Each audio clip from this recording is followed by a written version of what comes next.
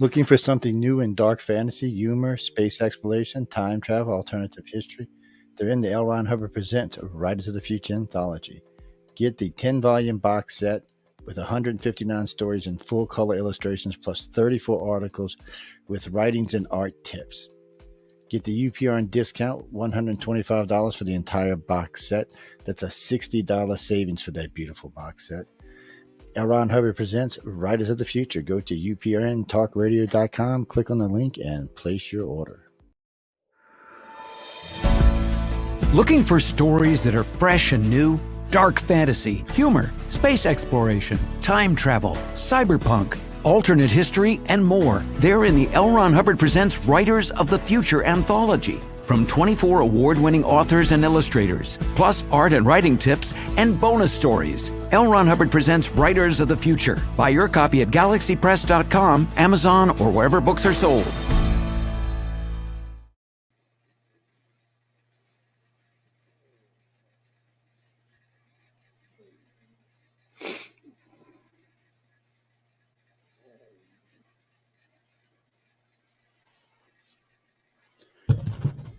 Welcome, everyone, to United Public Radio and UFO Undercover. Hope everyone's having a great morning, great evening, great afternoon, wherever you are on our big, beautiful blue planet. You know, I say this every week when I'm here, but it's really, this is where I want to be on Wednesday nights. This is one of my favorite places to be. It's really and truly, it's enjoyable to me. I get to talk to a lot of people. I get to meet a lot of people. I get to do a lot of, we get to do a lot of investigation work. Jay's supposed to be joining us tonight. I haven't heard back from him. So, well, he didn't hear from me until a little while ago. So, yes. Well, you know, people are busy and people have lives. What was that, Carolyn? Oh, we're going to be talking about alien abductions, a little bit more advanced tonight than usually. We're going to get into a little bit more how advanced these abductions can be. And then we're going to talk a little bit about military abductions and why they may actually happen. Or maybe we'll start there first and work our way backwards. Who knows for sure? Well, I get a lot of people who write to, oh, there's no such thing as military abductions. Well, if you'd wrote to me 25 years ago and told me that, I would have said you were true. Unfortunately, in the last 25 years, I've seen enough evidence to suggest it's not true, that there is military abductions.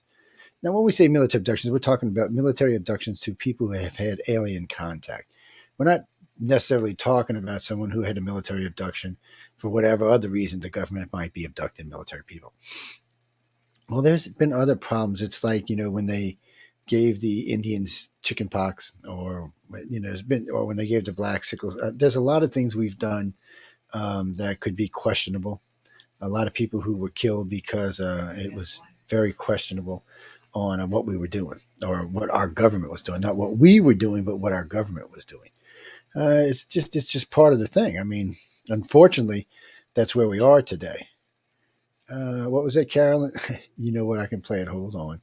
Let me play it one quick time while we're sitting here. And boom. Looking for something new in dark fantasy, humor, space exploration, time travel, alternative history? They're in the L. Ron Hubbard Presents Writers of the Future anthology. Get the 10-volume box set with 159 stories and full color illustrations plus 34 articles with writings and art tips. Get the UPRN discount, $125 for the entire box set. That's a $60 savings for that beautiful box set. L. Ron Hubbard Presents Writers of the Future. Go to uprntalkradio.com, click on the link, and place your order.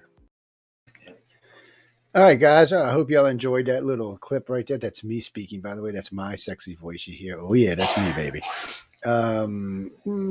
We could have put some different music in there that maybe we should have. I don't know. But anyway, y'all need to get over there and buy a couple of them box sets, man. Y'all making me look bad. I mean, really, get your ass out there and buy some sets. Yeah, Jay actually hosts on Thursdays with Jeffrey Pritchard. I mean, on Fridays with Jeffrey Pritchard on Church of Mavis. Yes, he does. He's been co-hosting with me on Friday nights for a while. Him and Jack, Jack Kelly, or Sean Kelly is his real name, but we call him Jack Kelly. Yeah, y'all know Jack, right? Superman Jack. Y'all ever met Jack? I'll have to invite him on. Well, we have a lot of stuff going on. And why, to answer somebody's question who just sent it to me, why would the government want to abduct an alien contact date? Why do you think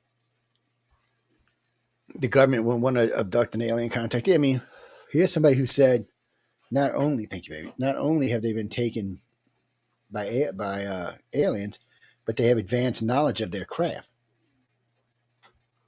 Mm. But yet you don't think the government's not going to be interested in people like that? But the problem for the government is they don't know who's lying and who's telling the truth. And what I mean by that is, okay, anybody can go out and say they had some kind of weird contact, blah, blah, blah, blah, blah, blah, blah, blah, blah. But the government needs to know who's telling the truth, and who do you think they use to judge that by? So I found out a while back. I had done a show with George Norrie and Melinda Leslie on military abductions. This is more than a decade ago. It's a good show, so you should go catch it. But it was more than a decade ago. So we do this show, and I start getting all these people coming out the woodwork that they've had this happen to them and that happened to them and this happened to them. And then I had a bunch of abductees call me and say, is there a way to prevent it? First off, yes, there is. Don't go public. So if you go to see a psychologist or you go public, you've just told the government that you've been taken by alien abduction. So to help y'all understand this, we'll jump back to a case, the Betty and Barney Hill case. So here's the Hills. Betty, whoever wrote that, no, Betty's not the contactee. Barney was. So Barney had been seeing psychologists since I think he was 7 years old, 8 years old, because he was having these horrific dreams about these things that was coming in his rooms and things that were taking him. This was not Betty having his dreams. These were Barney. So somewhere along the line, the government befriended him. And what I mean by that, so one of the guys, he actually had a colonel living in his house when this happened. He was friends with two other colonels. Now, colonels are way the hell up there. They're like right below the generals almost, and they usually just don't associate with nobodies. You know, it just unless they were friends for life or something, or kids, they usually don't associate with people like that. That's not how they do it. It doesn't help their career. It's not good for them. And remember, this was in the late 60s, and this was a biracial couple, which was a no-no back then. So most people wouldn't even want to be associated with that because of the negative connotations for these particular kind of things. But yet here's these three colonels, one actually living with him. As Barney got older, he was seeing more and more shrinks. Not Betty, but Barney was. He was the one seeing the shrinks. And then finally, they had this contact coming out of Canada where something went down. So, you know, they want to talk about the alien abduction. So let's talk about it for a minute. So supposedly, the Hills were taken in Canada. They were abducted in Canada. Okay, nothing surprising about that. So the next morning, after the abduction was over, which of course they don't remember anything, they were having breakfast across the street from the hotel they were at. So under hypnosis, which is odd, under hypnosis, they could not remember the hotel they stayed at or the name of the place they were having breakfast at. Yes, so they were sitting, a couple having breakfast across the street from the hotel. They didn't even give identical descriptions of the hotel, which was weird. Later in the day, they were lost, so they stopped to ask for directions. One describes him as a black police officer. One describes him as a white Irish police officer. That's two big different. I mean, we're talking red hair, white skin. I don't even know if she said he was police officer. He just said he was Irish. And the other guy describes him as a black London policeman. And now remember, they're in the same car together, okay? Yes, they're in the same car together. They've been driving along, and all of a sudden they see this policeman, and they cannot tell you give you an accurate description of what this policeman was.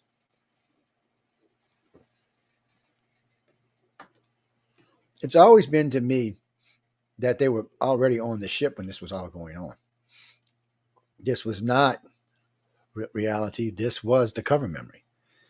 This was the cover memory given to them by the Greys, who took them and then released them later on. And when they released them right at the line in the U.S. and the United States. I mean, Canada and the U.S. So the next thing that happens is they're driving along a little while later, not much later, but a little while later, when this craft comes out of the sky, approaches them. Sounds more like a dirigible than a craft. But anyway, this thing lands and the stairs come down.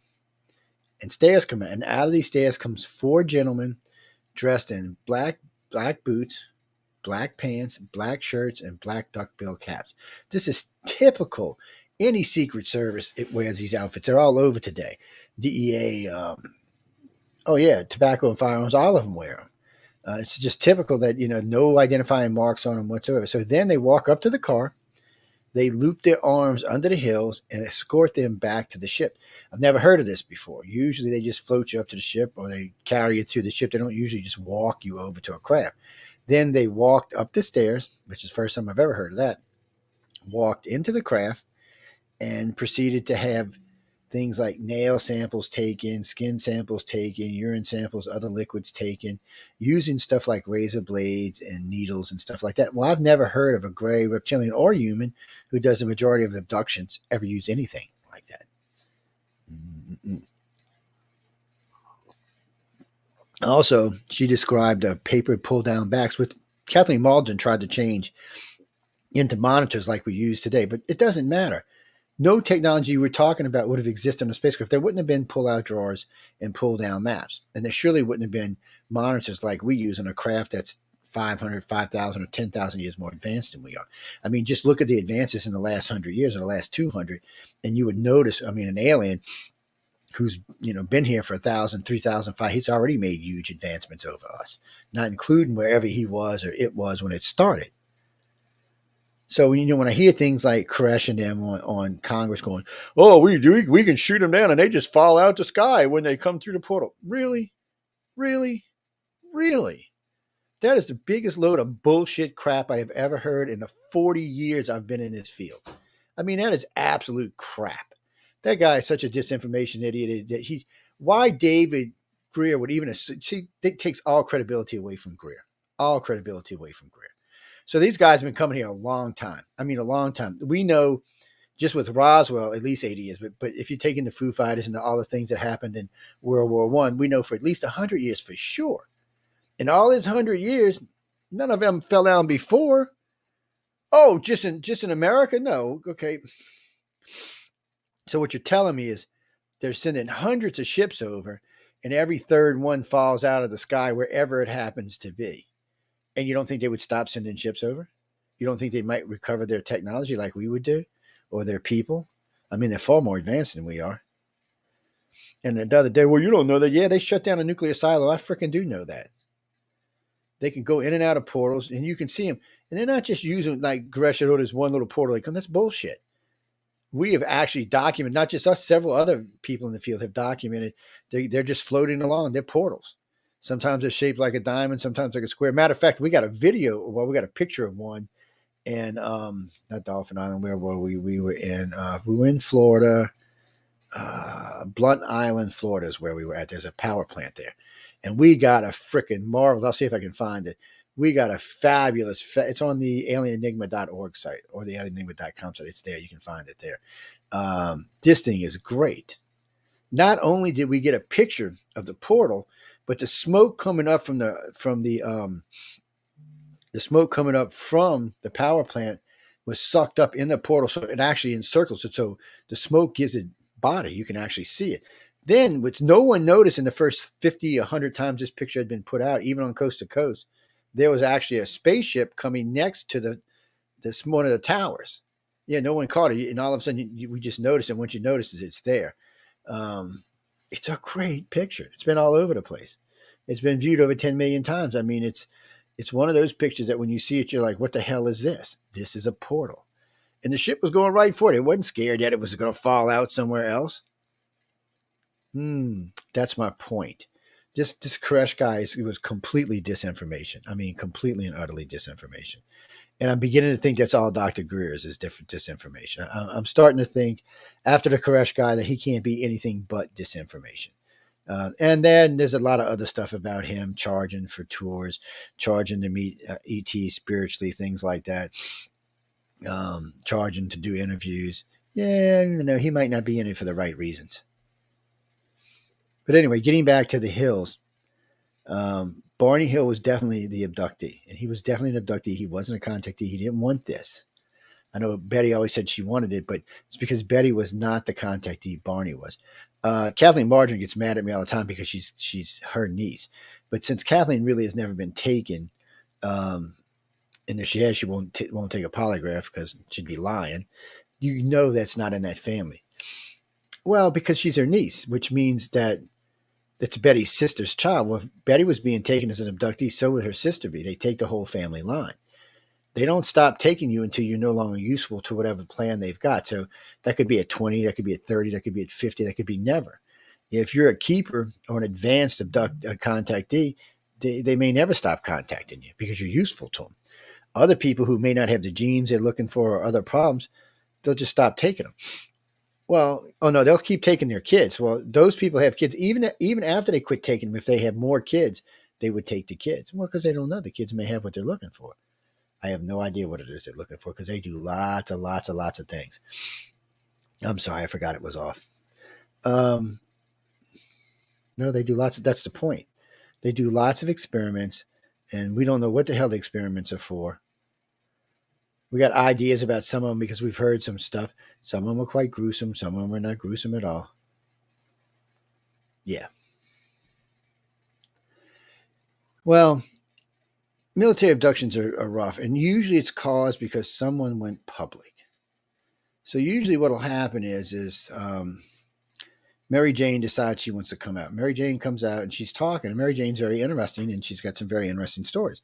Then all of a sudden, Mary Jane starts talking about performances of ships, engine rooms, how craft actually operate, how humans can meld with the ship like Greys do, or how you can hand drive a reptilian or human spacecraft. This is stuff the government's really interested in. This is things they want to know about. They have a vested interest in this. They want to know, what it is that, how these ships work, what's involved in these ships, the whole 9 yards. Yeah, I mean, that's what they want to know. That's why they do military abductions. Oh, you notice those red lights? That's actually, you can't really see them that good because the lights are on, but it's actually Christmas decorations. Oh, yeah, they'll be up from now until whenever. There's blue and white ones you'll see in here, stuff like that, but the lights are on right now. This, you're talking about this, right? This right here. This is L. Ron Hubbard's Writers of the Future. This is a 10-book set from book 31 to book 39. It's a box set you can get for about $1.25. It's a really nice set. Well, you get a discount if you buy through us. So if you go to our website and go there, you get a discount. Yes. No, that's for Writers of the Future. Yes. That's because we're friends with him and we work with him, and y'all should go over and take advantage of it. I don't know. I have no idea. Mm-hmm.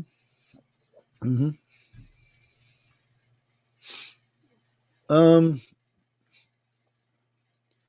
We're going to be putting, okay, you're talking about the sabers before we get back on topic. They'll be giving away, I think it said 31 sabers this year, but there's going to be 3 up for donations. So there'll be 3 runs on donations for 3 different charities. And by the donation amount, whoever does the highest donation amount gets the saber. Mm-hmm. And they get a little plaque that goes with it for being the highest donor. Yeah. You mean the ones we were giving away last year? The cheapest one we gave away last year was right at $300. Most of them ran between $7.99 and $9.99. All of the Kyle Lynn sabers are $9.99. Yeah, there's a couple of them pretty expensive. The guy made good money off of us. Yes, I got his number somewhere. He texted me emailed me a while back, but I haven't. No, we already set up for this year. Yeah, so we'll talk again when whatever goes on. Mm-hmm.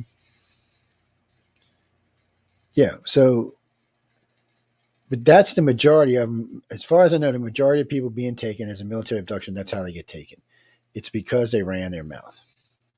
Well, remember, that's radio stations and all kind of other people that want you to put your story out there. There's several I haven't even read this week that I've got to get to, that I've got from TikTok and other people from Instagram and stuff like that. I just haven't had a chance to read them. The point is they want you to come forward. So, like I said, Mary Jane comes out, she tells a story, she goes on some radio show, she goes on Coast to Coast. It doesn't matter what radio show it is. It doesn't matter if it's Coast or anybody else. Sooner or later, that archive, it's going to get moved around until they know that you've been taken. And then they're going to check you out. And if you do seem to be a real abductee, the next time you're abducted, which they'll stake you out, and the next time you're taken and put back, they will take you. Yeah, they don't, and that's what people don't understand about military. They don't just randomly come up and take you. No, no, no. You can't. You're not going to be walking in the street and they're just going to take you. No, it's always going to be after an abduction. Yes. Well, there were a couple in the early days that seemed like it was before abduction, like they were using different style plants to try to find these craft and where they were. Just none of them ever seemed to work.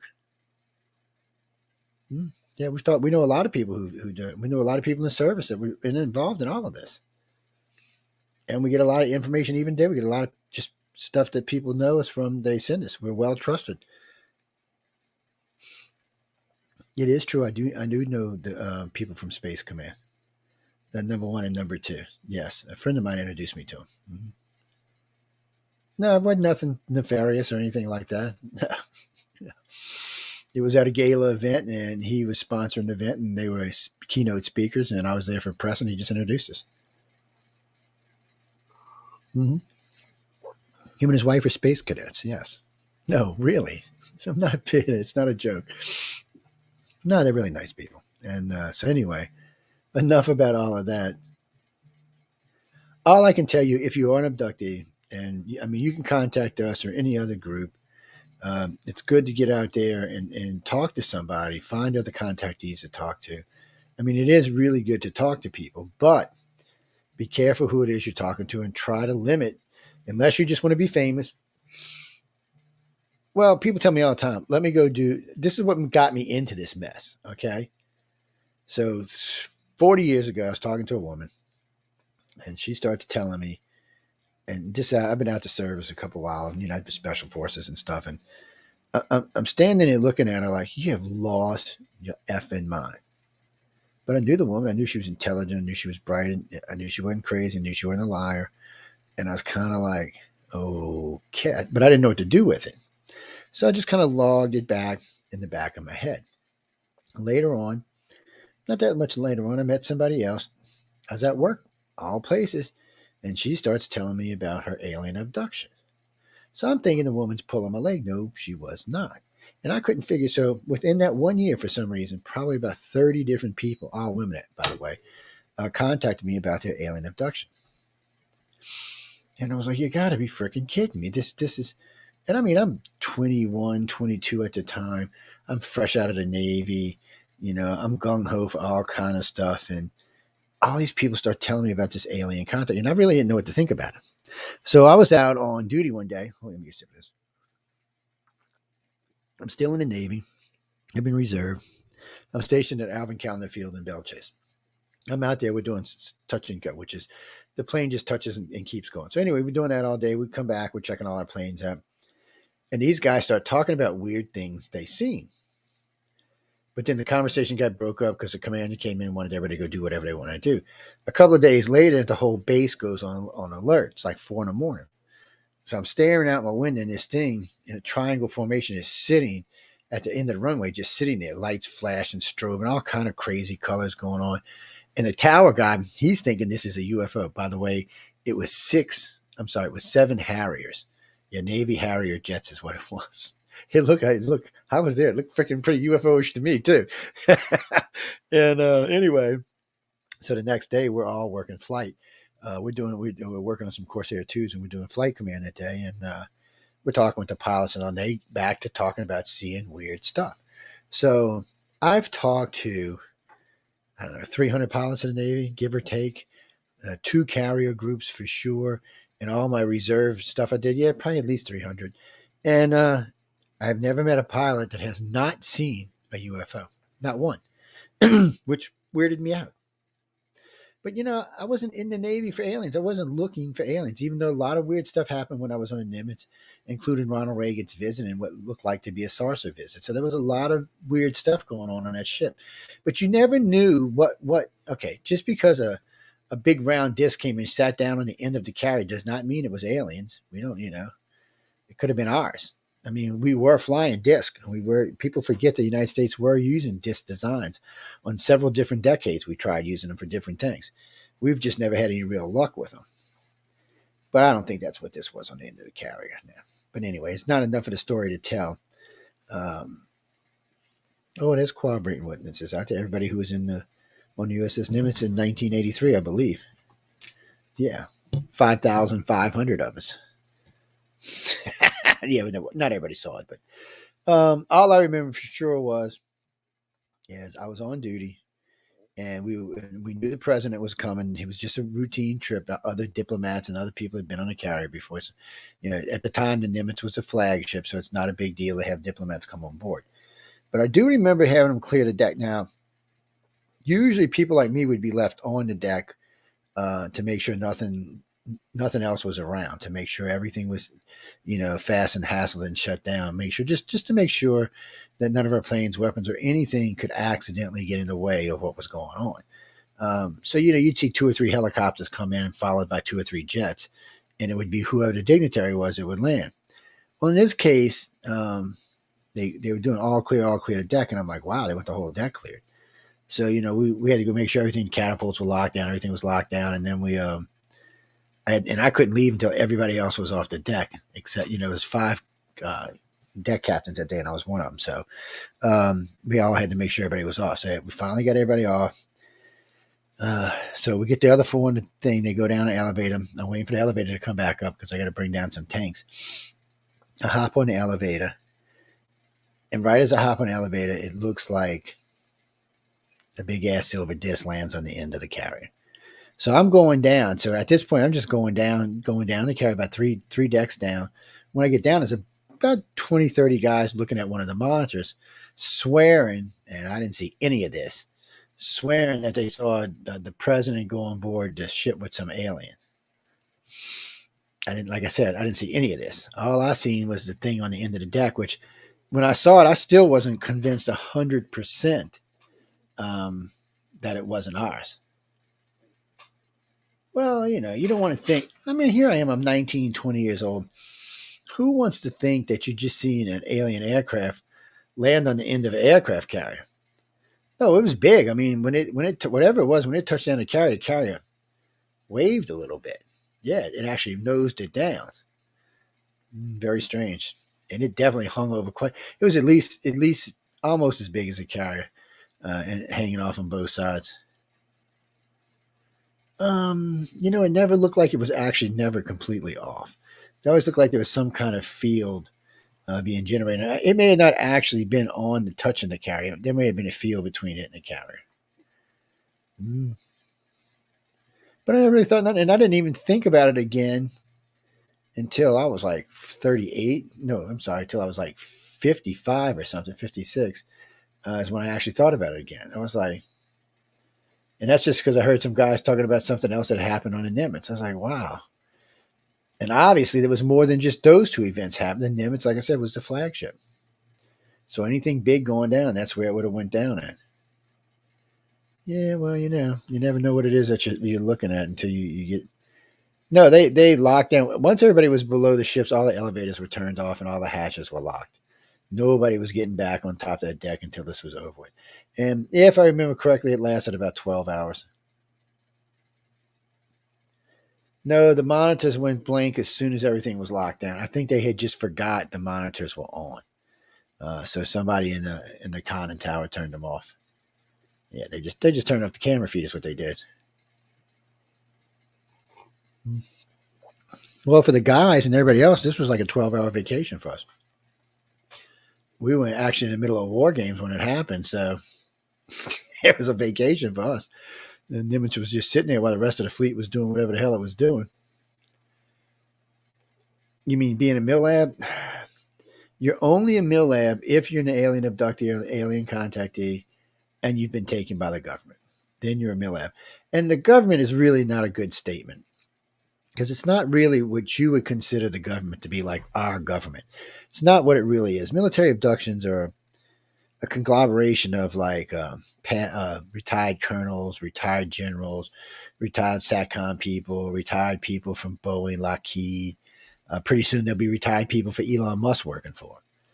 Well, right now, in case y'all don't notice, 80% of all the rocket businesses in the United States have alumni for Elon Musk. Yeah, they had worked for Elon Musk at one time or another. Tells you right there who the boss is. He just made his 200th landing yesterday.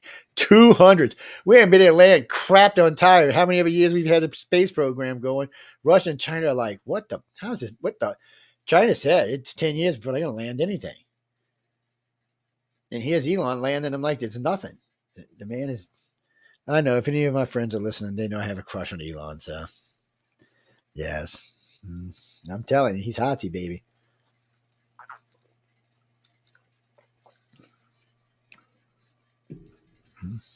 That's why I married my wife, because she got a big brain. I like big brain people. Oh yeah. Well, because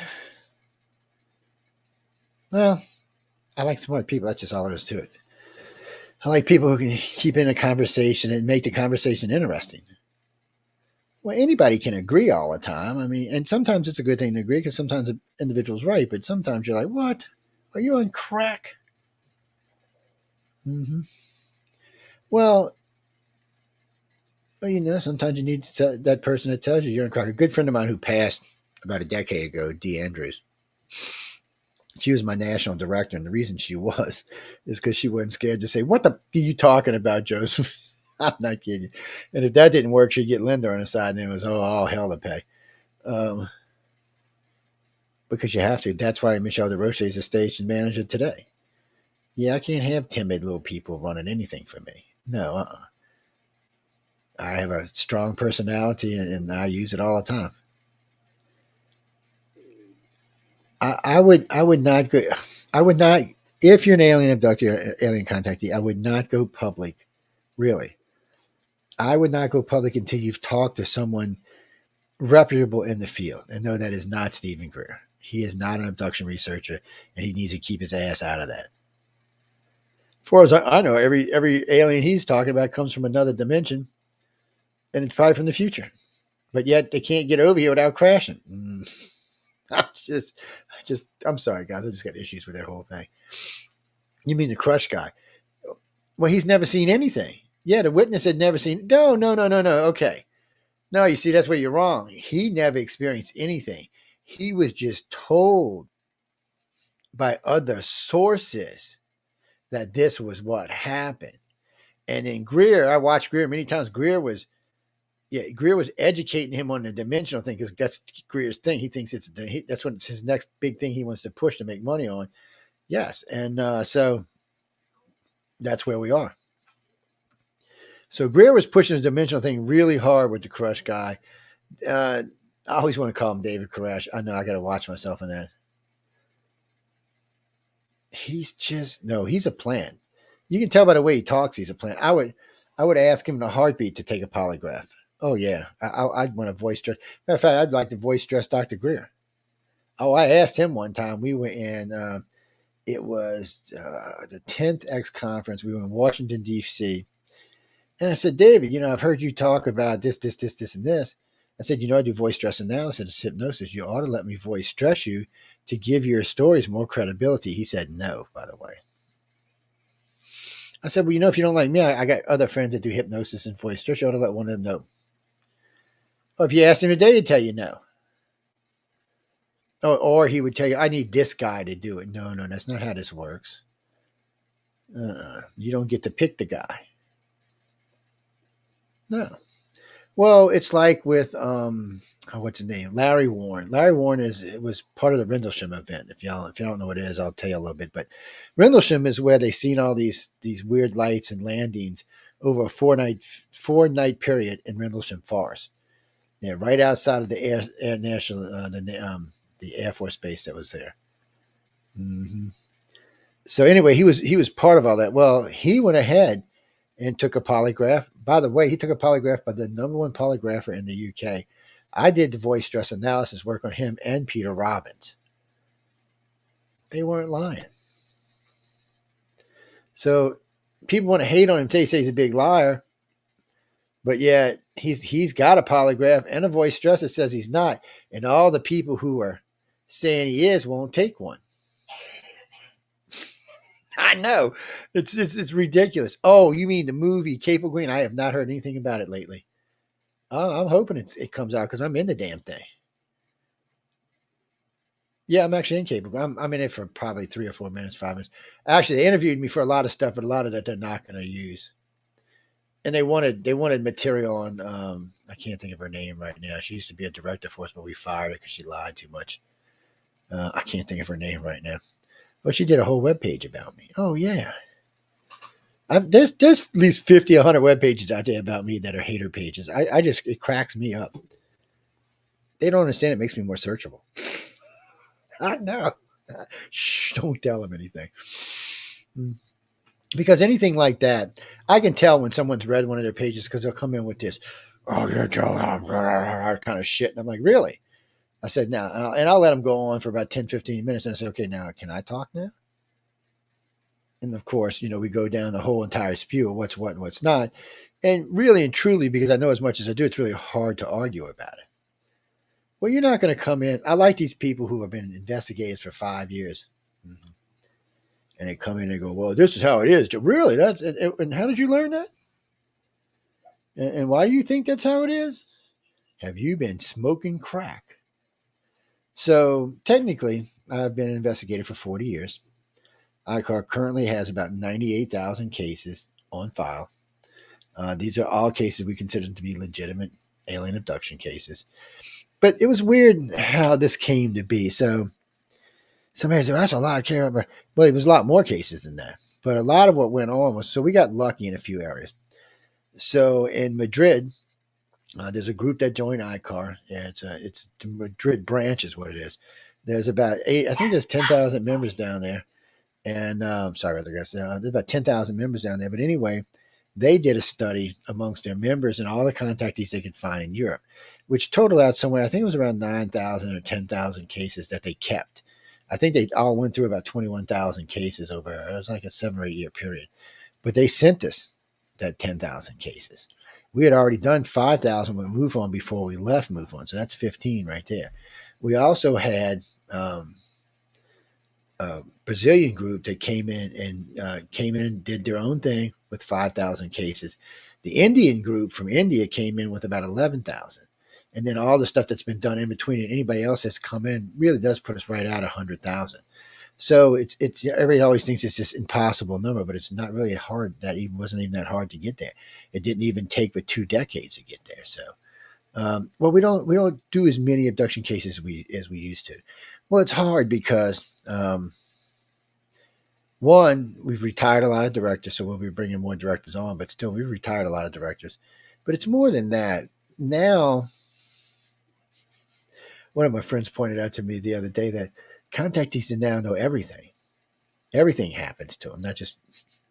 So it makes it hard to know who's lying and who's telling the truth. Really, it does. ICAR has abduction criteria to help us with who's lying and who's telling the truth, but we made about half of that public. Things like the blood type studies, the blue plasma, a lot of stuff that nobody even knew about until we made it public, which is just common today. If I had $1 for everyone who used a plasma study and said it was theirs, I could retire. And there's been some pretty famous people try to jump on it. It's amazing to me because, I mean, we put it out 15 years ago, and then we put it out again, and then we went on Ancient Aliens and put it out 2 more times. And for somebody to claim credit for it, you just have to stop. Or, and then, of course, I've made a lot of people angry over the cattle mutilations because they're bullshit. It's not that they don't happen. They do happen, but it's not aliens. The aliens are taking special parts, and they're eating them, yes. And that's what's happening. And then they just throw the damn cow back in the ground and leave it like that. Why don't they just keep the whole damn cow? Why don't they drop it somewhere else? Anyway, so I was introduced to cattle mutilations, and this is 30, 35 years ago. And a guy goes, what do you think? I said, well, I don't know anything about it. So I started getting into it, looking around. And a couple of suspicious things right off the bat. The 98% of all the cattle mutilations happened west of the Mississippi River. Okay, I found that interesting. Also, there wasn't very many in South America. They didn't even start having them in South America. It's like crop circles. People talked about crop circles forever in England, and then all of a sudden they're all over the world. Yeah, well, probably most of them were fake. Well, we found out a lot of what was supposed to be crop circles in South America turned out to not crop circles. Cattle mutilations turned out. We found out one general down there, he put like 300 cows on 4 different water towers and said they were abducted so he could collect insurance money. Yes, I'm not kidding y'all. Yes, and they wanted to call them all cattle mutilations. But anyway, getting back to the United States. So early on, I started looking at the cattle mutilations. And I started asking some questions. I noticed it rarely happened to a little ranch or a little cow guy. It was usually a bigger one that had more cows and who have insurance on their cows. So just so y'all know this, you can't collect the insurance if you don't have the corpse. So how would the aliens know to leave the corpse behind so the guy could collect the insurance? And the body parts removed from the cow is where radiation would accumulate the fastest. So why would aliens be interested in that? But since we were popping nukes all over New Mexico, Nevada, Arizona, California, we were launching nukes we were popping nukes all over the place. Well, come to find out, if you look at the nuclear maps where a lot of things were popped, you'll find downwind, a lot of the cattle mutilations happen to be downwind of where these bombs were being tested. And the fact that the cow was left behind and the parts that were taken were parts that would accumulate the most radiation suggests that this was not aliens, that this was the federal government checking to see what the contamination levels were before someone else found out ahead of time. And it was a good way to do it. Cattle mutilation's a good way. Nobody was going to think it was our government. It was a good way for them to check the radiation contaminants in the air and on the ground because of the food and the water and everything the cows are drinking and eating. And it gave them a good idea of what the contaminants were in those areas. Was it serious? Did they have to worry about it, or was it going to be okay?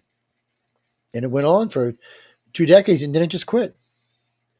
Because I guess they found out they were in the green, or at least in the yellow. But it makes way more sense than aliens were coming by, taking a couple of pieces. Because if you were an alien, you picked up this cow and you're cruising along, you're not going to come all the way back to set it back to where it was. And there was another little clue. There were skid marks found at several of the cattle mutilations. Skid marks are left by helicopters. Yes, and we do have silent helicopters. And we do. And guy tells me, well, there's no way we could suck all the blood out. I said, you ever heard of a vacuum pump? I said, a vacuum pump will suck a cow dry in less than 2 minutes. I mean, what are you talking about here? Or I said, we've been having lasers since the 60s.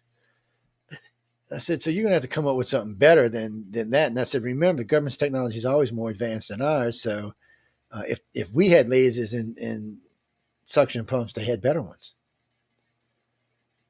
But nobody wants to talk about that. They don't want to talk about the government might have been taking our cows to check for contamination. No. It's not aliens, people. They want it to be aliens. They want it to be aliens bad. They don't want the truth, that's why. One of the things I learned about ufology early on is there wasn't much of the way of real truth in the field. And abduction research is a little bit more. It's about a 60% consensus in the abduction research field. But in the ufology field, it's not. It's a jumbled F, and it's just a mess. And there's conflicting ideas all over, and nobody wants to say they're wrong. Well, with us, it's different. We've been wrong before, and we have corrected ourselves. Well, when we first got into this, we thought the alien abduction thing was different. Then we found that it wasn't. We thought it was like a third, and a third. And then the more contactees we talked to, the more we figured out, no, it wasn't. It was about 15 or 20% reptilians and humans, and about 70% grays, maybe 65% grays. Yeah, and that's where the alien abductions were going. But that's something else they didn't want to talk about because it doesn't fit their agendas. See, we don't have an agenda. The only agenda we have is the truth. We're not looking for anything. We're not trying to prove anything. It's not like Dr. Greer and his portal. We're not trying to prove anything. All we're trying to do is get to the truth. And since we put so much of what we know out, it gives other people a chance to challenge it, to see if it's a truth, to test the ideas. The blood type study, do you know how many people tried to defraud the blood type study and say we were crazy, but they couldn't? 2 organizations said it was completely opposite. Small, very small organizations. So, being the ass that I am, we were at a conference, and their board of directors was there. So there's 12 of them. So I went down the line and asked them, A positive, A positive, A positive, A positive. Only one person on 12 was negative. Everybody else was positive. Therefore, the test was positive. But it wasn't the truth. Everybody who's done their own study found out that The Rh negatives are taken far more than the Rh positives are.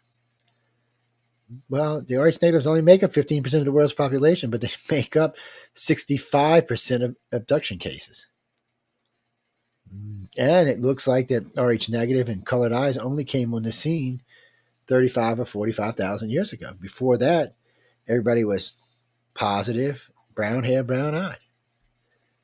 That was the world. I guess somebody decided the world was a boring place and decided to shake it up a little bit. Well, you have to stop and think. Rh negative was a baby killer. Mother Nature's not what created this. God didn't create this. God's not going to create baby killers. Mother Nature's not going to create baby killers. That's not what they do.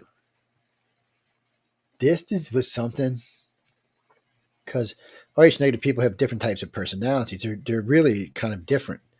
So the thing about it is you have a lot of these people who have been taken, and when we found out it was Rh negative, it made a little more sense. What do you mean gifted? How gifted? Hey Jay, how gifted? You mean psychically? We can do a test on that. I have yet to study, and now that you brought it up, I guess I'll have to. I have yet to do a study on if Rh negative people are more psychic than Rh positive. I have heard other studies that say yes, but we have not done our own. Well, because all contactees, in order for me to consider you a real contactee, abductee, whatever, you have to be at least empathic. I've never met a contactee that's not empathic, at least empathic. No, I've never met one that's not at least empathic. Yeah. What's the criteria for the organization? We won't even consider you to be an abductee or a contactee as long as you're abductee or a contactee. I mean, if you're not empathic and telepathic, we're not going to even consider you to be real. It's just how it is. We just haven't met anybody that falls into a contactee or abductee that's not empathic or telepathic. It's got to be one of the main things the aliens are looking for, or one of the main things they're creating. I don't know if they're creating or looking for it, or if they're doing both. But it's or it could be because of the way they communicate. Could be. And that's probably the reasoning. If they're only targeting people like that, and I consider myself empathic. If you go into a room and everybody's angry and you can feel their anger, you're empathic. You go into a room and everybody's angry and you don't feel their anger, or you don't feel the emotion in the room, then you're probably not. But there's been times, and that's why I avoid crowds. I get into a crowd of people, and if their mood is grumpy, I get grumpy. If their mood's cheerful, I feel cheerful. So you never know if you're going out in public, if you're going to get grumpy or angry. But I feel it. I mean, it's impactful. It really does impact your life. It does. It's one of those things that make you. Hold on, I'll take a picture of me and Jay. How beautiful we are. Okay, maybe I'm not going to take a picture of Jay and I. It don't want to take a picture of you, Jay. It doesn't like you. What the hell's going on here? See, that's part of my spy network, Joe. There's technology in all cell phones that won't allow anybody to take my picture. Okay, I don't even know what's going on here. I look like Santa Claus there. Sorry, people. I know that was a rude interruption. Mm-hmm. And we're going to delete that because that is just freaking scary looking. Quick alien probe there. Carolyn, no, those are alien lights. See them back there? Alien lights all over. Ooh, really nice. No, actually, they had a Halloween party last. I didn't even remember until 8:30, and only because it was an accident. I was doing work on something else, and then I was going to go check on Jack's show, and I realized, oh shit, it's a Halloween party. Yeah. Yeah. Well, no, they were having a good time. I think they cleaned up around 9:30. I stopped by for about a half hour, 45 minutes. What do you mean? Who was in charge? You mean at the party? I don't know. Who's in charge of this? Lorelei took charge of most. She sent out most of the invites to the hosts. Yeah. Lorelei's one of our hosts in the network. She hosts 2 shows. She hosts The Foot Up Your Ass. Oh wait. I'm sorry. I didn't say it. The foot at the end of the bed. I like to put up the ass better. And It does help you get up in the morning. I'll tell you that much. she also hosts the Angel Rock on Mondays. She hosts on Thursdays. She's the opening show for the Outer Realm on Thursdays. That's big shit, man. You don't get to be the open show if you're not a good show. Mm-hmm. Mm-hmm. Yes, I think she got 900,000 listeners now on Thursday. Monday and Thursday. Well, she hosts with, I can't remember his name, a really nice guy. Yeah, he's a psychic. Mm-hmm. He's been on here before with us. Yeah, he's I see him on my TikTok page all the time too. Shh, I don't do TikTok. Shh, cut that shit out. No, I don't know TikTok, people. No TikTok. TikTok is bad. TikTok is a crack addiction, is what it is, man. I think they all have their own addictive qualities to them. I mean, Facebook got to the point so bad that I physically had to force myself not to get on there, don't answer notifications, blah, blah, blah, blah, just to get, back to reality, because I would go home from work, get on my phone or computer, Facebook for 4 hours. Oh my God, it's 2:00 in the morning. I better go to sleep, wake up, go to work, come back and do it all over again for like almost a year straight. And you could never get anything done. If you answered all of your notifications and you have over like 500 friends, it takes you all day. It does take you all day. Yeah, it takes you all day. Well, what the hell kind of weirdness is this? So this phone is getting weird on me. So if I push it up close, it makes me far away. When it's right next to the screen, if I pull it way back here, it's like, whoa. Oh, I know why. You must have it on the old man magnifier application so you can read the magazine. That's why. There you go. Because Joe had it on reverse camera. That's why I couldn't get Jay into the screen, because there was no Jay to get. Look at this sexy bastard. Look at this sexy bastard. Let's get. Okay, well, whoever that is getting sent to online or something. If I develop any stalkers because of these photos, Joe, I'm coming down there for you. I know, man. Well, hopefully there'll at least be cute stalkers. I mean, That would be a bonus. Yeah, in that case, I'll come down and buy you dinner.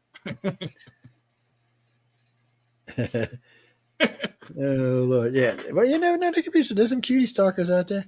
Mm-hmm. Carolyn, no. So going back to the military abduction stuff. The problem is again, if you go out and get public, and you get out in the public, and you get on TV, and you get on the radio, and you're getting out there talking to everybody and their mama, and you're saying, "Hey, I'm an alien abductee." That's not enough by itself to get you taken, but it's other things. You might write a book that may have some information in it. You may go on a radio show like this one, and they may ask you some questions that may reveal that you know more than you're saying. So then it's grounds to take your ass wherever they're going to take you and do whatever they're going to do. But on the other hand, they can also, I don't know if this has ever happened to you, and I'm not a big researcher. I'm not, Giorgio Tsoukalos, Eric Von Daniken. I'm not on Ancient Aliens and anything famous like that.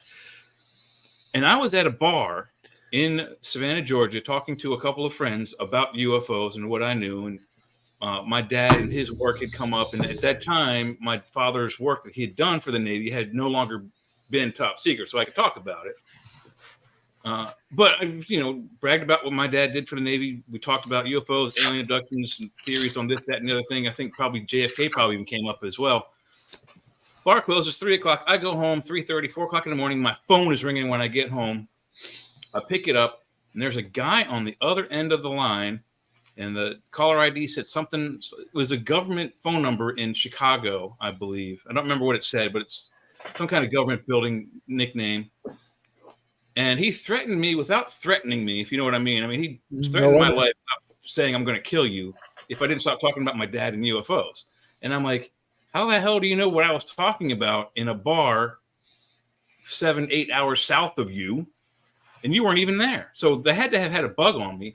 So if you're of interest to MILAB's people or military interest groups that are looking into UFOs and you're speaking about them, and they've heard about you, you don't have to be famous. They might bug your ass and find you. It sounds like they did that to me. They don't even have to bug you. So way back, oh man, we're going way back. So this is when I first got into the field. Linda met this guy named Gregory Avery, and he got coined as the orb guy because somehow or another he'd get orbs to pose. Yeah, I know you're talking about. Yeah, and he did. He was really good at it, and he was an attorney. So this tells you, though, people, this is a lesson This is a cautionary tale I'm about to tell you. So this guy was a brilliant lawyer. He had a beautiful home, beautiful wife, beautiful kid. I mean, beautiful office. He had set up his office so that everywhere there was a plug, there was a little thing that would cancel out any noise, anything that would be bugged or anything like that. Then he soundproofed the walls, and then he soundproofed the windows. So we used to have our meetings there. So one day we're sitting in there, and I had the curtain open, the blinds open, and I noticed for the second week in a row, this white van parked across the street with tinted windows. So I told us, I'll be right back. I'm going. I just went over and knocked on the window. And sure enough, he's got a dish in his hand trying to listen to what we're talking about. I said, "You're having a hard time, aren't you there, boy?" Yeah, parabolic mic. And he was like, "Oh, no, we just ain't what you think it is." I said, "I know exactly what it is." I said, "Frank got his science bachelor's, dude." I said, "Don't bullshit me." I said, "What do you want?" I said, "You're not going to get any information here. You're just wasting your time." So about 2 meetings later, they show up again. This time they park on the same side of the street we're on. Still trying to do the same thing. So I said, "Okay, I'm going to fix their asses." I went up to the window, cracked the window just about this much, and took out a bullhorn and just, wah! You see both the headsets come off and the van just leave. I was like, guess that must have hurt like hell. And I'll bet, yeah. Well, you can't. Some things you can't unchallenge them, but some things you can challenge them on. I mean, I've seen them in places. We've been threatened a few times over the years, but then I've seen them in places where we've had the upper hand and they didn't. I mean, we were coming back. We were in the middle of the Honey Island Swamp one night. It was 2:00 in the morning, and we weren't even out UFO hunting. We had been out gambling, and I was cutting through the swamp to come home, and we seen what appeared to be a triangle. And it was going down the thing in the swamp, kind of doing like this. So I zipped up the swamp. This 11-mile road going nowhere, and it finally gets up to interstate. Well, we seen it cross the interstate, so I jumped interstate, but the road ended on the other side, right at the Pearl River. So I zinged back around and I lost it. I'm like, okay. So I said, screw it. Now we're on interstate. We'll just take interstate and go home. So we're cruising interstate. And as we're going down, I seen it come back over interstate, headed the other direction, right over the middle of the swamp. So when I got to where it's called Pirates Cove, I hopped off interstate again and took a left and went down into the middle of the swamp. Well, this thing was coming so low when it swept back. It looked like it was out of control. It swept back one time and just moved my whole effing car across the road. And it wasn't by any shields or anything. It was just sheer force of the wind. Jet wash. As it went. Yeah, it's all it was. The speed of it going past. I was like, son of a bitch. So I punched it. We get out of that. Then we hit it. There's a bridge there. We get on this old rickety bridge. It's about 200 years old. We're crossing bridges. We see it come right over the top of the bridge and nosedive right down into the water. Plunk, it was gone. And we're just sitting there. So we pulled into the is this the Gulf of Mexico or to the? No, this is in Fort Pike. This is where Lake Pontchartrain meets the outlet going to the Gulf of Mexico. So it's in like a river going to the lake or to the. Yeah, it's kind of it's like a just an outlet because you can see the lakes right there. And it's just kind of an outlet that kind of hourglasses and then opens back up into like a marsh. And then there's a couple of deep channels that run out to the Gulf in it. So it hits. So we pull into Fort Pike, which is an old, fort from way back in the Confederacy, before the Confederacy, actually. So it was an old Spanish fort. So anyway, we're there, we're looking, and you can see like a glow out in the water. And then all of a sudden, way off in the distance, due straight north, you see this little light. And it kept getting closer and closer and closer. As it got closer, we realized it was another triangle, and it just banked right and went over the swamp. It was looking. And then here come another one, and there was 3 of them out there making this big circle looking for this thing. So obviously this thing went down. So we're sitting there. So I called my state director for MUFON because I was still in MUFON at the time. I called him. This is another reason, MUFON's useless. I called my state director at MUFON, and he's like, we're talking while this is going on. We're on the phone. My wife's like, and then all of a sudden he goes, "Do you feel safe?" I said, "What do you mean, do you feel safe?" He said, "Do you feel safe being there?" I hadn't even crossed my mind. And since Linda was crazier than I wasn't. So we were watching. So fine, we're in this big old huge station wagon. So I said, you know what, he might be right. So we jumped in the car, spun out the parking lot, hit the road, and punched it. This got a big 396 in it, so it gets up and rolls. And so I'm rolling on down the highway, and you see this other one. It's coming. It's leaning like, well, y'all can't see my hand, so it's leaning like this. It's a triangle like this. All of a sudden, just leaning. And it's just floating like the wind was pushing it. It floats over my car. My car just goes, whoa. I mean, it just everything went off, lights, power, and I mean, it was Yeah. just like out of a freaking movie, just whoa. And That all is of a an sudden, electromagnetic shield probably going over so you. and then all of a sudden behind me, I see another car coming up at really high speed. I'm like, shit. So I'm looking for my gun. I reach to get my gun. I said, okay. And this car gets right on my ass and goes, government plates. I ran its plates. I had my stepfather run it. They didn't belong to anybody. Uh, An yeah. anonymous agency. Yeah, well, no, Marky, my stepfather's captain of state police in Louisiana. He's the one to help me get my voice stress thing. Anyway, yeah, that's how I learned from the state police. I didn't know that, did y'all? That's how I learned to do voice stress. Anyway, and then I learned more later on. But I had some officers because I was doing hire and fire and sent me to school for body language, recognition, facial recognition, body language. But anyway, so this thing books. This car just zings, and he zings fast enough that it rocks my car. But you could see. Is a government car. As he zips by, everything comes back on. The car's on. I'm like, wow, okay. And I look down, my foot's still to the floor. So the car just like took off like a rocket. And so I let off the gas. And then I said, screw it, I'm gonna catch this guy. Because I know I got 396. I'm gonna catch him. I know this car will do 160, 170 easy. So I just punch it. Boom! You get a big 4-barrel kick in. By the way, on the station where you can watch the gas needle do this number. But anyway, I'm punching, and you have to be a really good driver to drive through Honey Island, and make it at high speed. I mean, I lived and grew up back there, so I knew the roads and the snakes and the turns. So it was a little easier on me. But anybody in a car as big as mine, traveling over 100 miles an hour, is going to have a heart. We never caught him ever. Never caught up with him. Never seen him. Never seen anything. Just whatever it was, just disappeared into the dust and was gone. And then we looked back, so we turned back around and see if we could see. You could see the craft, all of them kind of blinked simultaneously, and then they were all gone. I don't know what happened, where anything went. When we tried to get, we got some people who had said they had seen weird things in the sky that night, but you couldn't get enough of any kind of anything to really back the story up other than what we had saw. And other than the fact that I was on the phone with my state director, that was nothing. We lost him. When that thing came over, the phone went dead. Yeah, I'll bet. Yeah. And he said he tried calling me back 50, 60 times. So we went to his house a couple of weeks later, and Linda was regressed to see because this whole event was very strange. The whole thing was strange. And it was just weird that we just happened to be there when one of these things bite the big one. I mean, well, you got two big ufologists at the time, just happen to be where TR3 goes down. It just seems a little bit more than coincidental. It's kind of weird. Well, and then it sounds like a Shag Harbor thing where you get others coming in looking for the other one that went in the drink. Which did it seem to you when it went in the drink that it was on purpose or not? It seemed like it was ditching on purpose, but it seemed like. So when we first seen it in Honey Island, it was like a glow. I'm not sure something didn't shoot at this thing, and I don't think it's anything we had. I mean, even though it's probably our technology, we could probably shoot at it, but it seemed like something shot at it, and then after that, it seemed to be swiggling and wiggling, and I guess an energy weapon hit it. It made it from where we were back around the whole ways is about 25 miles. And it made it wobbling through, but it stayed over somehow or another. It stayed over the river and over the swamp. It never got over a populated area, which suggests they knew what was going on. They're trying to avoid it. Yeah. And then they ditched in one of the loneliest places in the area. So in the water where it would have been easier to recover than on land where everybody would have saw it. And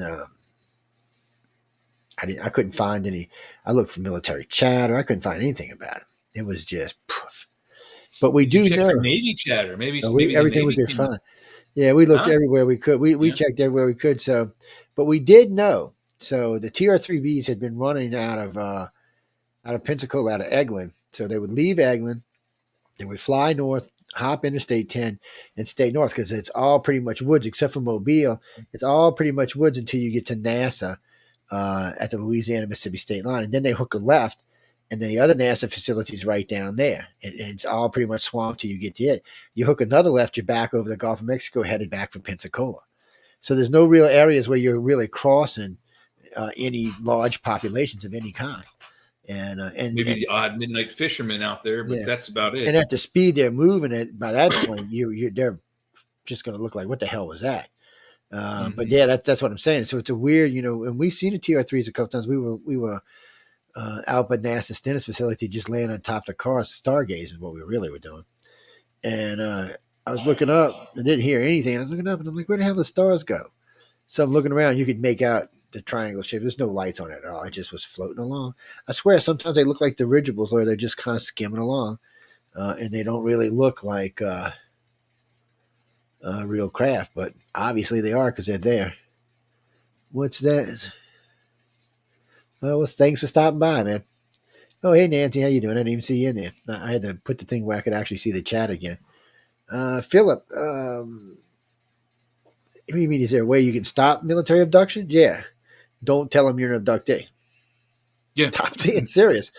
Don't get on Ancient Aliens. What do you mean? Are they penalties? Oh, you mean if they find that you're lying? So you go around telling the world you're an abductee, and then the military branch comes along and snatches you and find that you're lying? Yeah, there's no law to breaking if you say you've been abducted by aliens. There's no law against that. More than likely, they're going to put you with the fishies, man. I'm just saying. I wouldn't aggravate these guys. This isn't the official government. There's no backlog to this government. There's nobody to complain to. They're just whoever the hell they are is who they are. Well, I can't. There's no. No, it's not true, Denise. I am not the general in charge of alien abduction. I know, and I know, and I know. I know everybody for a long time now seems to think that I got something to do with the military abductions. Well, because moron, the military guy, the freaking, there's a colonel guy calls in the coast to coast and goes, well, I know for a fact Joe's in charge of military abductions in the United States. And he even has a say of what goes on in the UK and in France. I'm like, really? So I'm thinking, all right, dude, I'll go along with this. I said, well, where's my fucking paycheck? Excuse my French. Yeah. I mean, I'm in charge of military abduction. I mean, I should be living in a big mansion and shit. And, well, no, I Or live at in a least, two-bedroom you wouldn't have to worry about it. Even if you didn't have the big mansion, you wouldn't have to worry Well, about I'd be money. a big man. If I was a guy in charge of abducting our citizens, you bet your ass I'd be living in a big mansion. What do you mean? Oh, they wouldn't let me?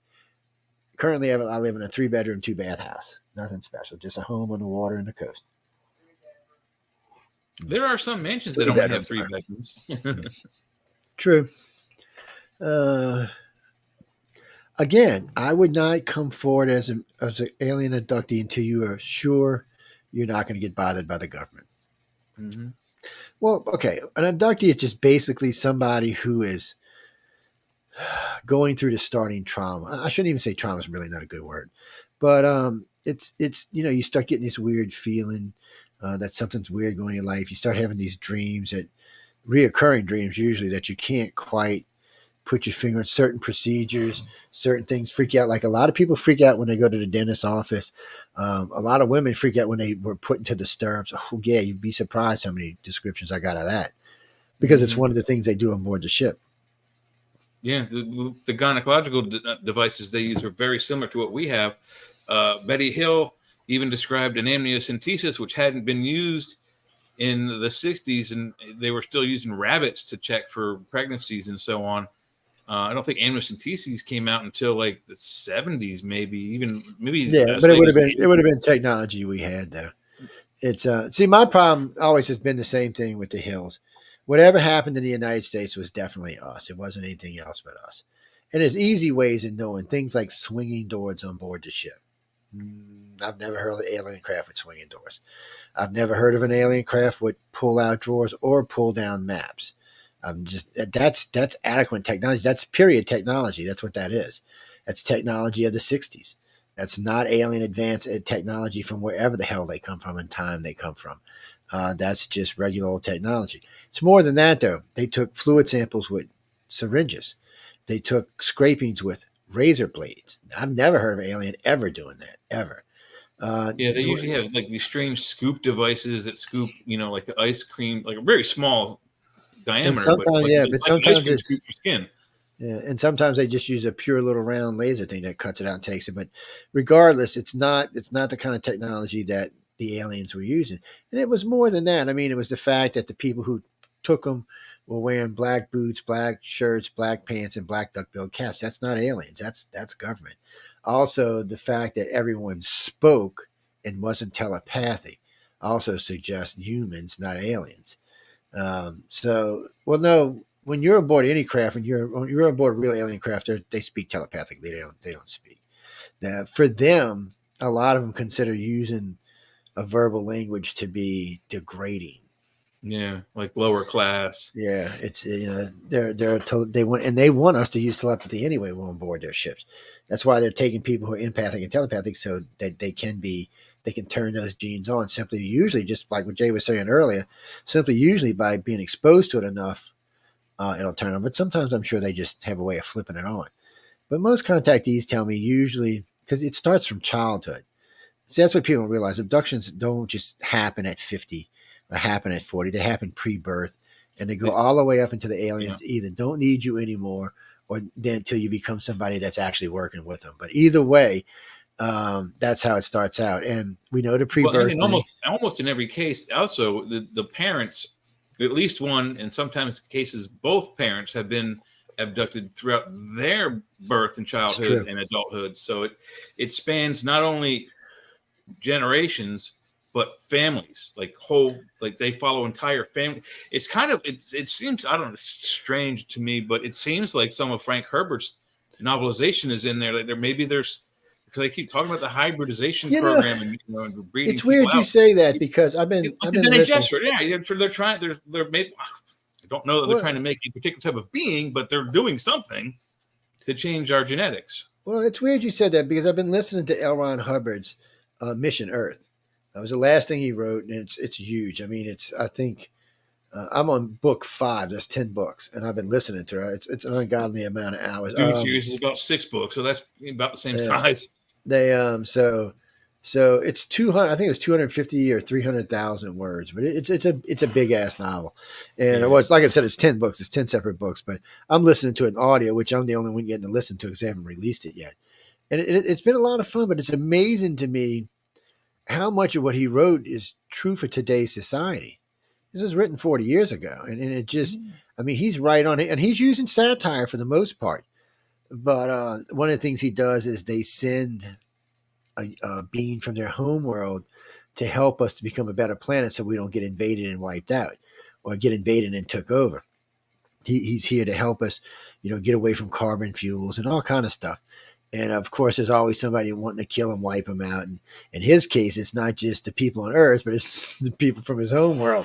So he's it's interesting. And if it's ever made into a movie, it needs to be in several pieces. We were talking about Battlefield Earth, John and I, a couple weeks ago. And Battlefield Earth, the book is fantastic. I mean, I listened to the audio. I didn't actually read the book, and we have a 47-hour. We play it every year for Christmas and New Year's. It's Battlefield Earth, and it's 47-hour audio book. It is actually really good, and we play it 8 hours a day. And of course, we always play in Orson Welles' original War of the Worlds. Nothing. It's original. It's the original with all the original commercials, all the original talk, everything. Everything's original. You can even hear the scratches and all from the old tape since it's been remastered. Did they go off on NBC radio? I don't know. I think it was ABC. I don't want to swear because it was either ABC or NBC. It was one of the two. I think so. And but we play the original and it's full, so you get to hear it in its full glory. And I could actually see back in the day why people got a little confused because you're listening to the radio and the commercials are on, but he's in between cutting in and out talking about Grover's Mill and this, that, and the other damn thing. And it does sound like something was going on. So it was fun. It's fun to listen to, and y'all can listen to it every Christmas and New Year's. It'll play the week before Christmas and the week before New Year's, so you can listen to it. And then at midnight on both Christmas Eve and on New Year's Eve, War of the Worlds will play. Yes, so you can listen to that as well. It's just something fun for our listeners. Something they can do. How many of y'all gonna actually be able to sit down and listen to 8 hours a day, 5 days? Actually, 6 days. It's a lot. Yeah, that's a full-time job right there. Yeah, but I will tell you this because I've had to listen to it 3 times to get the whole book in. It's a lot of fun to listen to. There's like 300,000 special effects, and some of the best voice actors in the world are in this thing. Like in Mission Earth, what's his name? He's famous. He was just on our show a couple of weeks ago. I can't think of his name now, but Jim Mescaline. And, yeah. He does the voices in Mission Earth. He's actually the protagonist in Mission Earth. I'm telling you, book 4 was like porn. I told John the other day I was talking to him. It says porn book 4, John. Tying people up, beating them with chains and shit. No, it's a lot of fun. You'll have to read it. You can't. I may have one version left. I gave away almost 100 last year. The audio is not available to y'all yet. Sorry. John threatened my life if I release it. So it's coming though. It's coming. It's coming. It's pretty much done, but it's been fun to listen to. Like I said, I'm on book 5. I was doing pretty good, and I've been kind of preoccupied with some other stuff with the station, so I haven't been listening to it. But I'll be back on it. Well, I'm trying to get it switched over to Prime, but this company we work with these channels is how can I say this politely? Fucking morons. Plus, anyway, we're not going to get into that because that'll just irritate me. Again, I would not go public until you're ready to deal with this. Have a support system, have friends. If you get MILAB, you're not going to like it. You mean Katarina Wilson? Katarina Wilson and I were good friends for a long time. Katarina decided to get out of the public eye, and she had asked us to take everything down that we could find, and we did so. Oh, there's still stuff available. I'm sure it's stuff we can't pull down because it's on other servers, but she was a MILAB. She's an Air Force MILAB. Completely full and aware that while she was in the Air Force, she was being taken. There's some, if you can find them, there's some really scary stuff that came out of those interviews. Oh yeah. You're not going to be happy with it. Plus, on a few occasions, the military people who did this would put them on display and use them to show how good of technology they had to make a person do what they wanted them to do. Oh, yeah. And no, this was a much different kind of form. So if I wanted you to do this, let's say I wanted Jay to do this, I'd have to sneak some sodium pentothal and some sodium anethol in his food, a good bit. And that's, in case y'all don't know what that is, that's the truth serum. It's also was they used to put you to sleep for deep surgeries as well. It's also used for brain aneurysms, and if you have, I forgot the one that makes you shake it off. But anyway, Parkinson's or something like that. Yeah, it's used for a lot of things. So anyway, you get this, and you get them on there, and then you start bringing them down one level at a time. You get them at level 5, you get them really comfortable. You keep bringing them down. You get them at level 10, they're yours. They belong to you now. People always say you can't do that. That's not true. You can. They actually belong to you at this point. Now, if you're strong-willed and strong-minded, they may not be able to do it. More than likely they will, because they'll just keep using drugs until the point where you can't resist anymore. Yeah, people, they beat you. They don't need to do that. They have the drugs now that they can simply beat you out with the drugs. And you will give in. Eventually, you will just give in. Because there comes a point where reality becomes so blurred, you don't know what the hell you're giving in to. Mm-hmm. And then, of course, they wipe acid. It could be, Percocets, Percodins, a lot of chemicals. It depends on your personal, your personal medical history. I've got a serious kidney problem with kidney stones. I've had over 20 of them, passed over 20 kidney stones. And so I have an extremely high tolerance for pain. So painkillers, the mild ones, don't even begin to affect kidney stone pain. So, there's enough chemicals out there. They can control just about anybody. Well, they use these too. There's a particular reason why they use these. It's something that it makes the brain just really more receptible. Sorry, turns it to much. Really, pretty much. They're blanking it out. Really, that's really what they're doing. They're just kind of blanking it, and then they can go in and program it. No, when they use those kind of drugs, Louise, when they're using those kind of drugs, it's not so much to get any truth out of you; it's to program you. When they want to get truth out of you, they'll usually use something lighter. A lot of times they will use a gifted telepath who will do a telepathic hypnosis on you, which is a little different than a regular hypnosis. Well, telepathic hypnosis, they can get in deeper, faster, and get to the truth faster because they don't necessarily need to have you do things. They can bypass your own psyche sometimes because they are telepathic and go to the source and pull the source out, and then you just follow the source. Yeah, I know way more about this than I should. But they also may have some powers we're not aware of. I'm sure they do. Dolphins here on Earth have a sonar device in the top of their forehead, and they use that when they ram a shark from underneath. They focus those ultrasounds to burst organs to kill the shark. So who's to say that a telepath can't not only get into your mind but go and turn you off and like make you go right to sleep. Like all they have to do is make eye contact and boom, you're unconscious. Yeah. We don't know. They could do that. They could have that. It's not beyond the realm of telepathy at all. No, it's not. I mean, especially if you're on some kind of drugs. Well, Yeah, Denise, you're right. If you're susceptible, boom, you're done.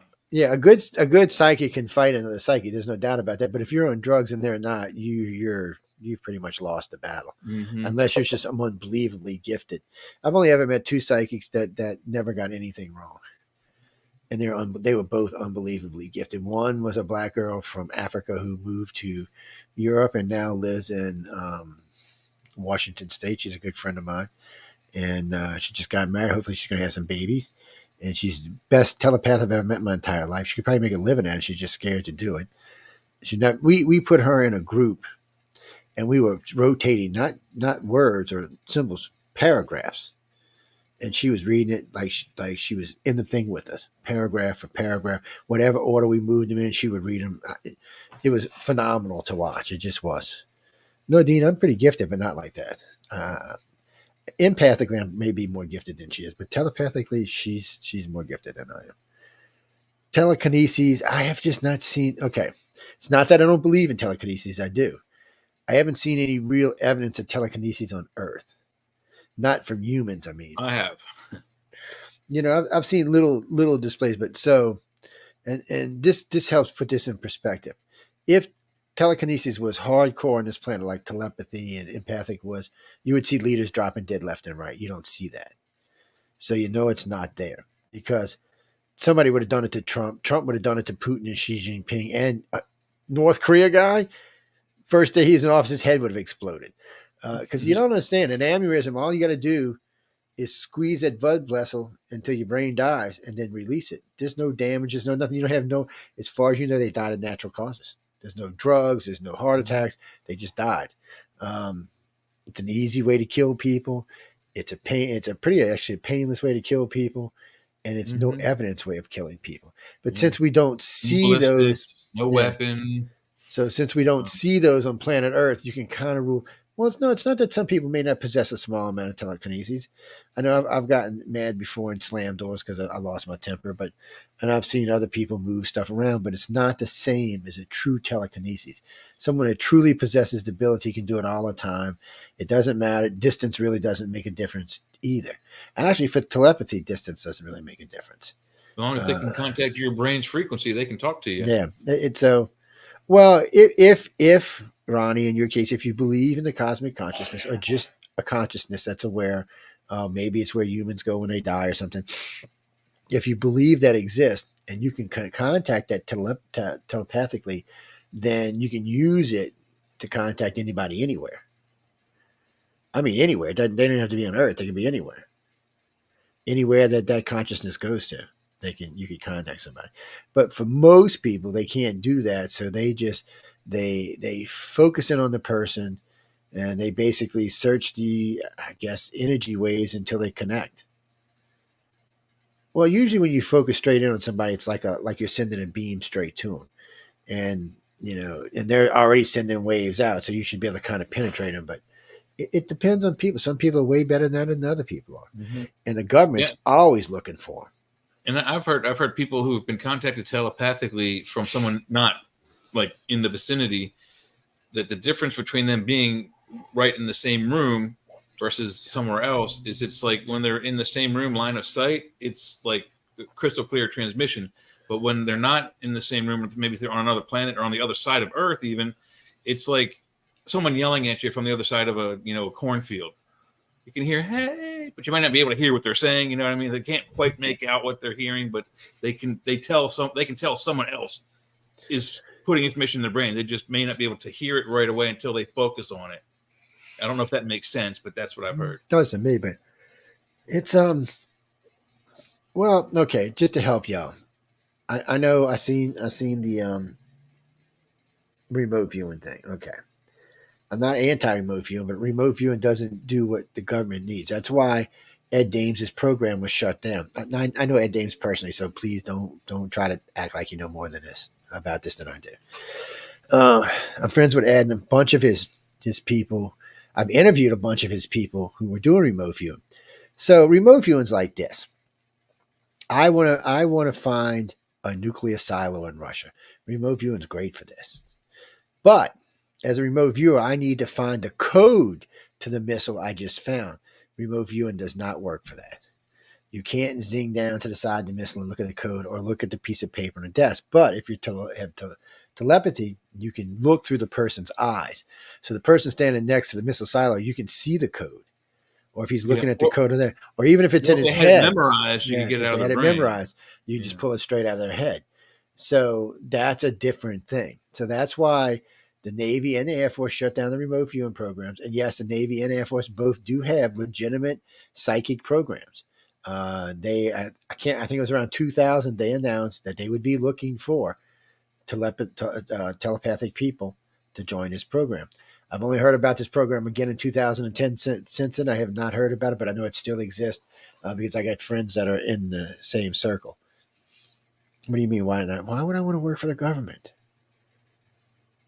Good health insurance, but I mean, they're going to pay you good, but I mean, no, because I know they're up to no good. They're not going to want me to use my abilities for good stuff. They're going to want to use it for bad stuff. Poking into shit you're not supposed to. Mm-hmm. And you have to remember, a good telepath doesn't mean anything because the Russians got good telepaths, so do the Chinese. Mm-hmm. Well, okay, Marky, that is a true statement, and I don't know why that is. So per capita, Oriental people seem to have less psychic abilities than other people on the planet. But since no one's really, really sat down and tested 5,000 everybody on the planet, we poking at this. Maybe it's the Chinese people just don't come as forward. Yeah, I know there's 1.4 billion of them. I understand that. But I don't hear that many Indian psychics either. I do hear psychics coming out the Middle East, though, on a fairly regular basis. Yeah. You know what? Maybe it is the bloodlines. All right, I didn't want to bring this up, but we do have a program running to see if RH negative people are more psychic than RH positive, or if it's the same, or if RH positive is more psychic. We're just since there's such a difference between personalities, between positives and negatives, I wanted to see if there was anything to this. I do not have near enough. We've had 500 people respond so far. When we get up to about 2,000, 3,000, then we'll kind of say, okay, it's leaning this way.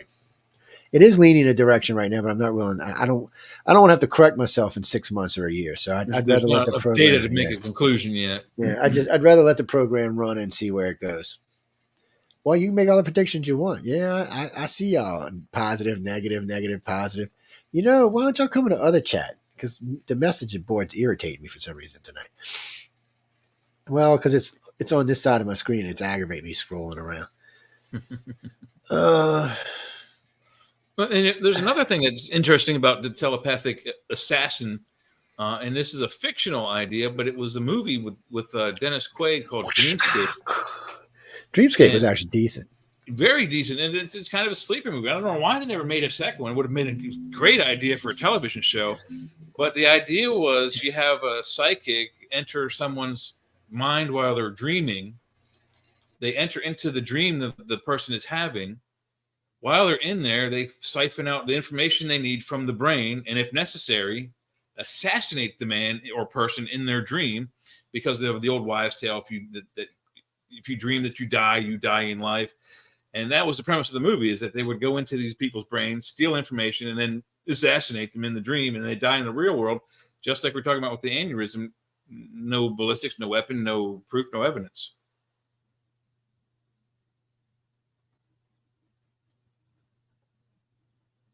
Sorry, I thought my microphone was muted, but it was muted on the wrong side. Oh. Guys, it's there's a lot of stuff that goes into this. There's a lot of stuff we don't know what the aliens are doing. We don't know why they're looking at the telepathic side of people. We kind of got some ideas, but then other ideas, is this going to be used as a weapon? Is this going to be used as a form of telecommunication? Is it going to be used as both a weapon and communication? Because, a strong telepath, especially a normal person that's not has telepathy, they can make you crazy. Literally, they could legitimately make you crazy. Mm-hmm. Start just popping stuff in your head. You start seeing all kind of weird stuff. Mm-hmm. Seeing your dead parents talking to you. Hey, come on across. Yeah, we're ready. You ready to come now? We've got a seat waiting for you on the next bus there. Now we'll just come on and just put the gun and go. My dog Yeah. told me he was the devil, and he said to kill people, so I did. Son of Sam, that's the You exact know, it's thing. funny. I was having a conversation with some Oriental friends of mine the other day, and they were going on and on about God and spiritual. And I said, "Did you ever?" Because I said, y'all eat dogs. He said, "Well, we don't." I said, "But your people do." He said, "Well, that's true." I said, "Well, think about this. Dog is God spelled backwards." I said, "So if dogs are actually God manifested on earth, you bitches are going to burn." Yeah, And you will not be going to, you will not pass go, you will not let collect me 20. tell you what, it bothered these people a lot. Yeah. I mean, It's if that's your amazing to belief me. system and you're not going to get there, that can be a harsh revelation. Well, it amazes me that how many people don't realize that dog is God or is God's dog spelled backwards. I mean, it's just so when I say things like that, they're like, "Well, what do you mean?" I said, God is God, right? I said, Dog is dog. It's the same word. I said, just spun Yeah, around. And I said, I've always said that I think that dogs are pieces of God made manifest on earth, checking on their humans, which ones are going to make it and which ones aren't. I said, my dogs, I'm going to heaven big. My dogs love me. It's not as much as they love somebody else. I ain't gonna mention no well, there's name. also the old, I don't know if it's a spoonerism, but what does an agnostic dyslexic do at night? He stays up and ponders dog, I know. ponders the existence of dog. Well, remember, people, when the Great Divide happened a million years ago, the only animal that jumped across the divide to be with man was the wolf. Everybody else stayed on the other side, but the wolf jumped across to be with us. Yeah, these are old stories, man. Yeah, way old stories. These 3,000-4,000-year-old stories. I know. I know some stuff. Yeah, I do actually. It's y'all are assholes. Excuse my French. Um, if okay, so you want to know what an alien abduction? We were talking about, it, then I got sidetracked. So a real alien abductee really is somebody who doesn't know they've been taken by aliens. It's somebody who thinks something weird may be going on in their life, but they can't quite figure out what it is. They're like, "Oh man, no, I have this dream that keeps happening, man, and I don't know what the hell it is." And it happens over and over and over. You tell your spouse, and they're looking at you like, "What are you on drugs?" Then you start seeing weird lights and stuff in your windows. Every now and then you think you see someone standing at the end of your bed. Things like these can wrench a person. They can crack a person loose and stuff. Make you kind of, wonder about your reality, your sanity.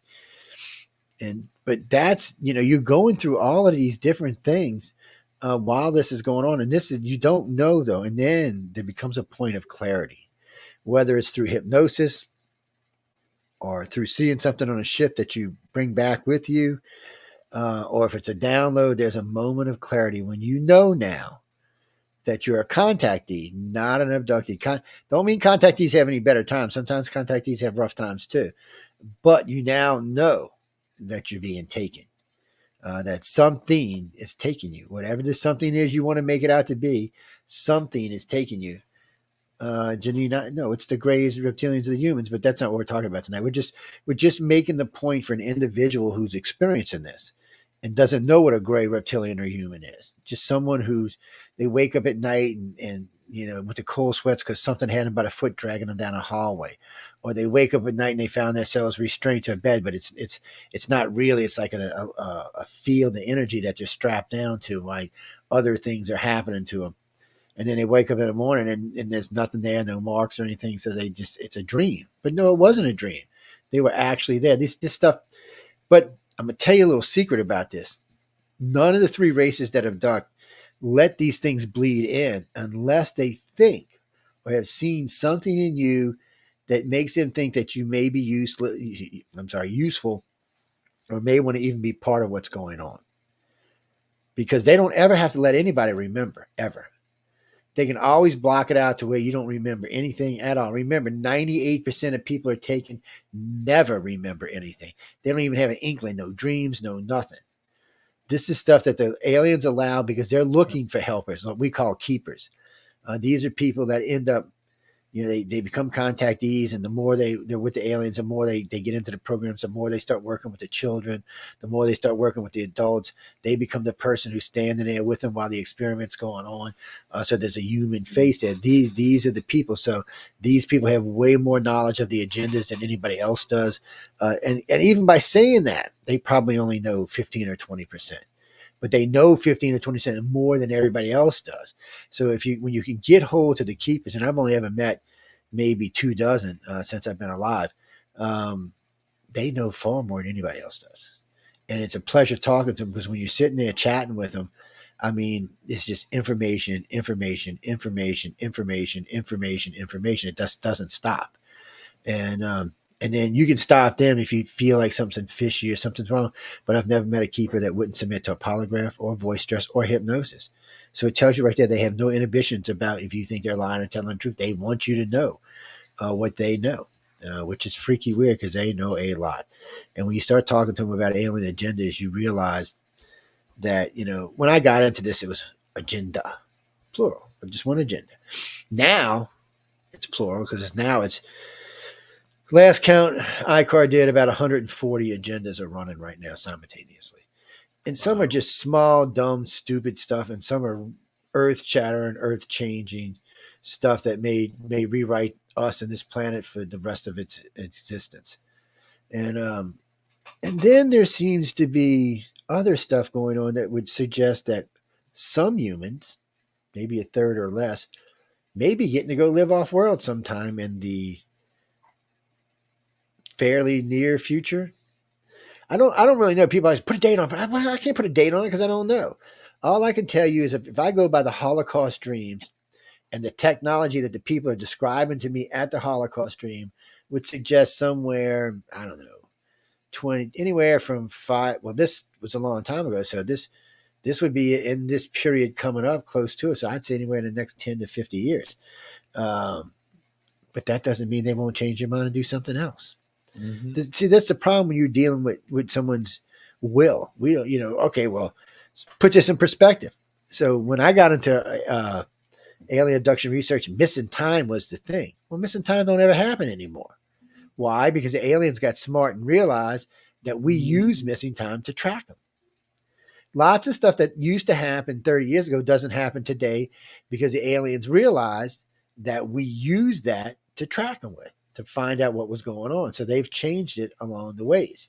Like instead of having cover memories, they do, it's just an overlap memory. So what they'll do is say like Jay drives back and forth the same route every day to work, just same routine. He's done it 100 times. Well, they'll use that. They'll loop it. So you're not going to question it. They just took you, did all kind of shit to you. But the only memory you have is the ride to work and the ride home. You may have some weird feeling stranger, but the only memory any hypnosis is going to get is the loop home. I would have to put him on the serious drugs, and we'd have to get into serious hypnosis. And it would take several sessions to get to what actually happened. And that's if the alien didn't decide to intervene and stop it. So that's another problem. If it's something they don't want us to know and we're digging to find it, they're going to stop it one way or another. So it's always a fight. They're definitely doing things they don't want us to know about. Go ahead, Joe. Sorry. Yeah, if you've ever heard any hypnosis videos where they take an abductee experiencer and put them under and then try to have them re-experience their experience, almost every time when they're recanting or reliving the experience on board the ship and they're under the influence of the aliens, almost all of the abductees they speak in sort of like a fugue state. Like they have no emotion, like robotic, almost mechanical even. And when you're hypnotized, you still speak kind of funny anyway, but they speak even funnier when they're talking about their experience in the craft or under the influence of the alien beings' mind controls. So there's something that they do, whether telepathically or maybe there's a device they put around your brain or your neck that kind of just like fuzzes your brain. But the memories they bring back, it's like they were there and yet at the same time they were not there. If that makes sense. I'm sorry, I hit the wrong button. Yeah, it does make sense, actually.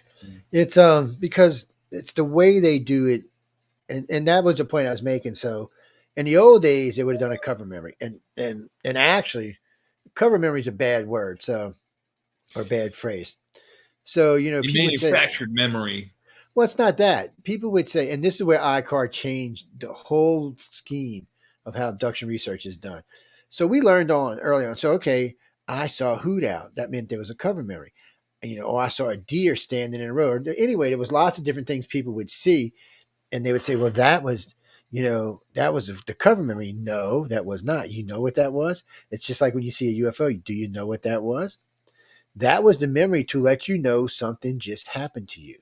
That was the memory to wake you up and make you research into this, because if they didn't want you to know, there wouldn't have been no deer in the road. There wouldn't have been no owl on your windowsill. There wouldn't have been no UFO. None of that would have happened. Yeah. It would have just been whatever, like Jay and I talked about, would have been whatever. Yeah. But that's not what they did. They wanted you. They wanted that waking memory. Because they saw something in you. Maybe a kid was crying on a ship and you went over and helped them. Maybe a man or woman was in distress. You went over. Whatever it was, they saw something that they thought that they could use. I hate to say it that way, but because they do use this, but that's what they thought. Mm-hmm. So then, by doing that, they would put in a memory. We call them waking memories, so that the person would actually challenge the memory. Because, I saw 3 deer standing and they came and ate out of my hand. Okay, what kind of bullshit is that, really? I've never had a deer come up to me and do that. So yeah. I was standing on the I was standing on a thing and the squirrel came up and licked me and stuff. I mean, matter of fact, Laura Lee was telling a story the other night about a skunk that came up and licked her on the toe. I was thinking, you know what? They might have got her right there. I'm going to have to tell her that next time I see her. It's, but that's what they were. They were memories that were given to the people so they would want to know what happened to them. Again, you didn't need to see any deer. You didn't need to see any owls. You didn't need to see anything. You didn't need to see any kind of UFOs, because UFOs are always waking memories. People get so mad at me about UFOs. As a matter of fact, last time I was at the X conference, I brought it up. I said, look, only contact DC if you, oh, no. I said, then why don't more people see UFOs? I said, no, see, you can't even answer the question. And why don't more people see UFOs? Okay, right now, everybody, all 8 billion of us have a camera in our phone. 8 billion of us.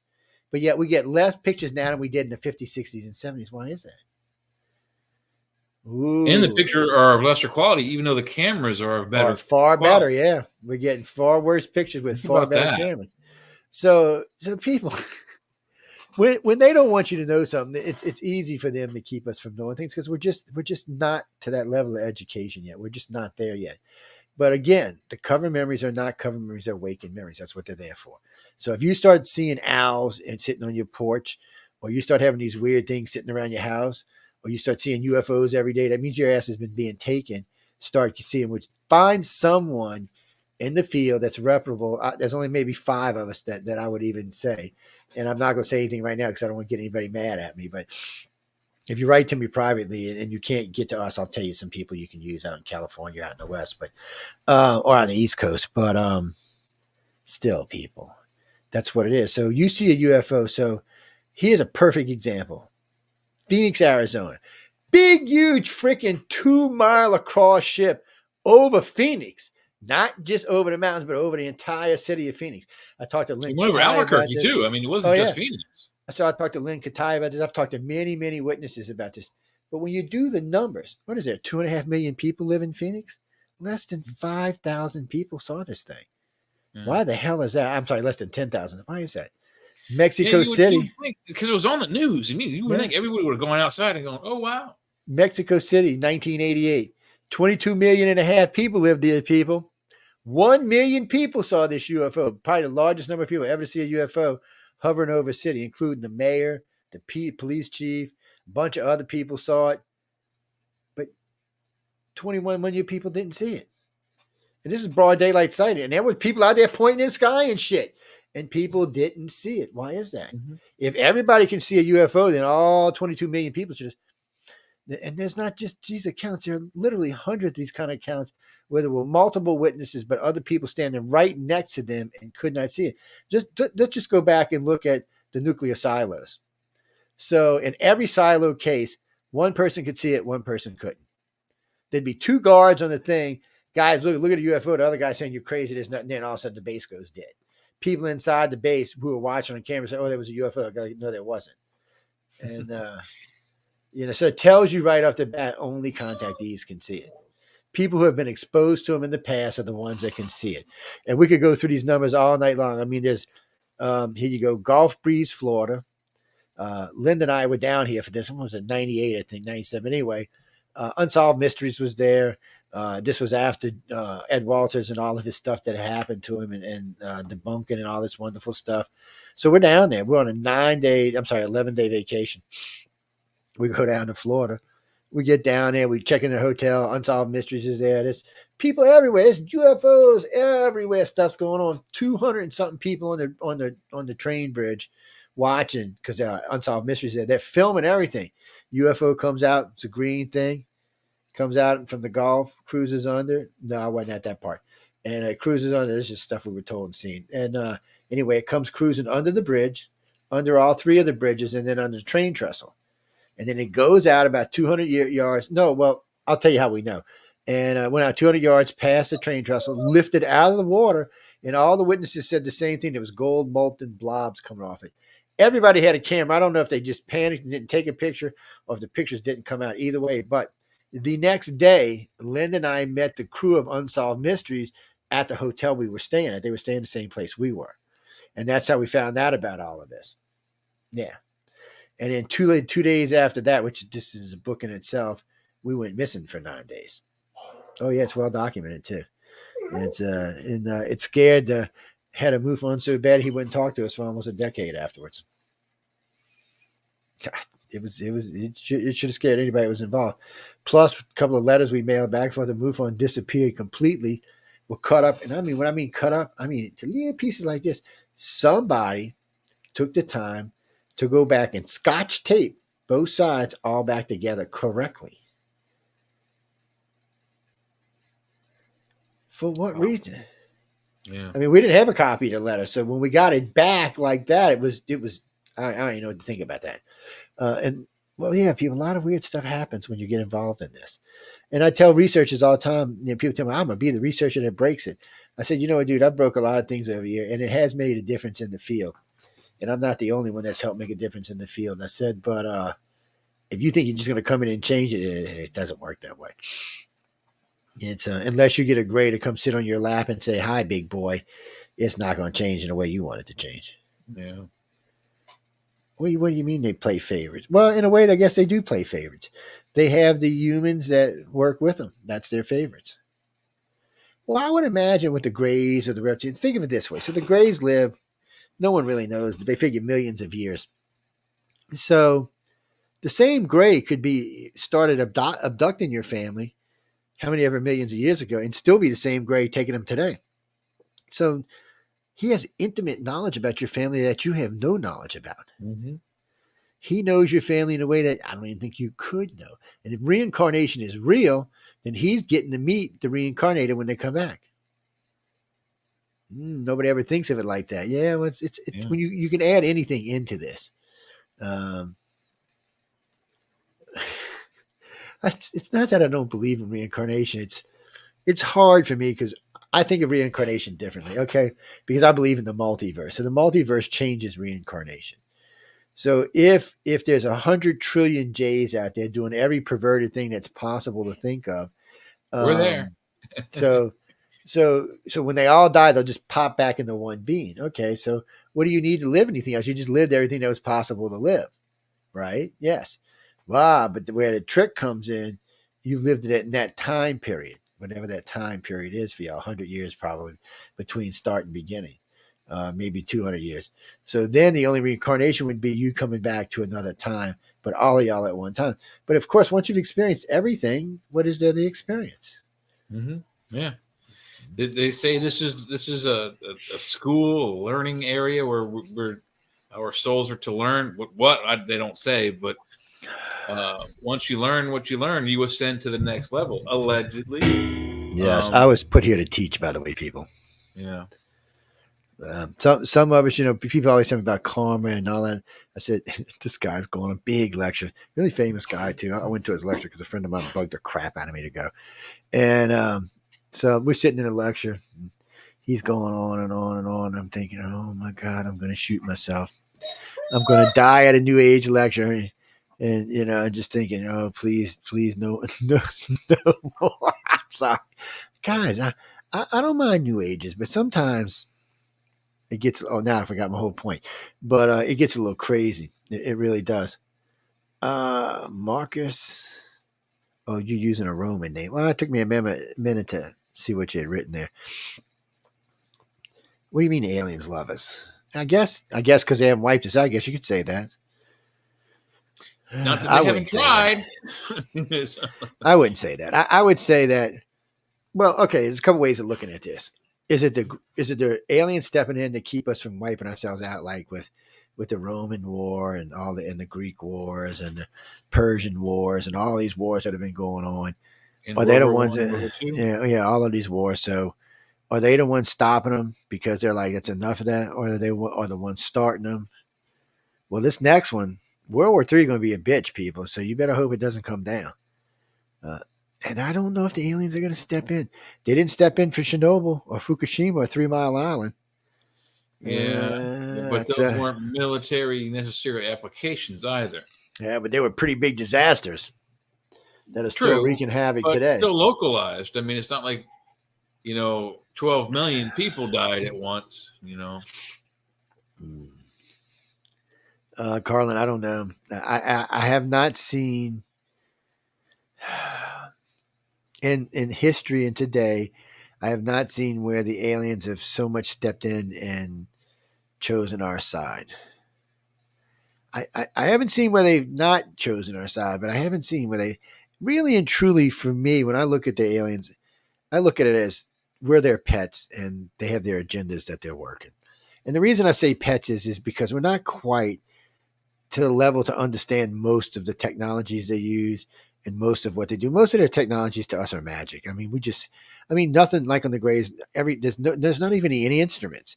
I mean, everything's built in. Whatever you think about appears to be used. I mean, the ship manufactures and makes anything you want at the time you're thinking about it. It's insane, and it's alive. And then you've got the reptilians and humans. All their instruments are wireless. Nothing touches anything. There's best you can tell. There's nothing connecting anything. Reminds me of Forbidden Planet, actually. It's very strange, but what do you mean, John? Forbidden Planet in the movie, there was advanced culture. None of their instruments were wired to each other. Advanced technology that the professor found, an Earth professor. Well, no, you couldn't even find you knew there was a power source, but you couldn't understand how it got from the power source to the instrument and worked. There was nothing connecting it. So, it means the power was traveling through the air. Bob Lazar talks about that in real depth in some of his interviews. And then the craft he works on, I think he believes it was from Roswell, 1947, but I don't know that it was the same craft. The description of the craft he looked at is different from the drawings of the craft I've seen of the Roswell vehicle. However, in any event, he does talk about how the reactor that uses ununpentium element 115 that there's nothing. It's just this thing. It's in the lower level, and there's no connecting to it. It's beneath beneath that is the gravity bottles that change the gravity waves. But on the main level where the control station is, there's just this little, looks like a teapot, and you just put this little metal coin in it, and it's basically like a coin operated gravity vehicle. It's that's a couple things. Well, no, what Mark, we'll talk about Lazar in a minute. So here's a little weird theory for y'all, just to mess with y'all. So the Germans are the ones, and probably around 1909, 1911, they got their hands on a saucer. Nobody knows how. They don't know if the humans gave it. We think the human aliens, and the saucers belong to the Greys. We think the human aliens somehow got hold to a Grey saucer and gave it to the Nazis, or gave it not to the Nazis, to the Germans.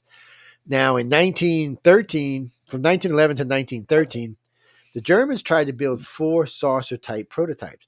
One was a tank, but it looked like a saucer. One was anyway 1, 2, 3, and 4. Yeah, so they tried to build these 4 prototypes, But they had never done anything like this before, never had any idea what this was, but they were pretty much failures. So, World War One's over with, time to move on. The saucer shelved somewhere. World War II comes in, Hitler's like, all right, we need whatever technologies we can get out of this. Now, remember, one of the reasons that the aliens may have gave the Germans the technology, because at the end of the 18th century, going into the 19th century, the Germans were by far the most advanced people on the planet. They were way more far than the Americans were. The whole World War II, the Americans were playing catch up, which means World War One, we were way behind to start off with. So the point being is, if you're an alien race, you're coming here to look for the most advanced culture, it was going to be the Germans. You would have went to the Germans and gave them the technology. So you give them this sauce. So and here comes World War II. They're just leaving us behind. Thank God we just had sheer numbers on them, because they were leaving us behind everything. Their Panzer, their tanks were better, their planes were better. They had jets at the end of the war. Thank God they didn't get them till the end of the war. Yeah, they came the out in 44, B-bombs, 45, and they didn't have enough of them. Had they made enough, we probably would have lost. But we'd have lost England for sure. Months. Yeah, we'd have lost England for sure, because by the time they got to the U.S., we'd have had them ourselves. But and if they wouldn't have turned on the Russians, they would have took Europe. Europe would have been there. There was nothing we could have done. Done that, yeah. At least Europe would be all Germany now. Yeah, we wouldn't have been able to stop it until we got the nukes, and then we could have started saying, "Okay, Russia, you're going over there. Poof. Germany, we're going to give you one shot to surrender. If not, poof. Japan, you're already been poofed." Yeah. Well, people don't realize this. Without the poof of Japan, that war would have went on another 5-6 years. Hitler wasn't giving up yet. Even though he's about to die, he still would have. If Germans would have made it maybe a year. The bombs didn't really get the emperor to surrender. And then this is historical. After the first bomb went off, the worst. He made a statement. I don't remember what it was, but it was a bold statement. And then the second bomb went off, and he said something to the effect that we will fight until every last man, woman, and child breathes Japanese air on these islands. We are not intimidated by this. And then a couple of weeks later, in August, Russia took over Manchukuo, which had once been Manchuria, a state of China, assassinated Emperor Hirohito's cousin in the streets, like a summary military execution, and they started putting men on the beachhead, and their troop transports, Navy, starting to load these guys up. As soon as the emperor saw that, they're like, we're done, we quit. They were more afraid of becoming communists than they were afraid of becoming friends with America. So they gave up to us. It wasn't the bomb that did it. Well, damn, where'd I go? Oh, it couldn't have hurt much. There you are. Sorry. It's guys, there was so much that played in World War II, it wasn't even funny. I mean, that was way complicated. There's several turns where America could have found it. Well, America would have never really lost. There would have been no one on our soil, if that's what you're asking. But Europe, and our manufacturing ability is just that no one could. They couldn't out manufacture us. Europe would have found itself handed over to Germany. Japan would have kept its territories, but by the time Japan and everybody got back to building, we'd have passed them all.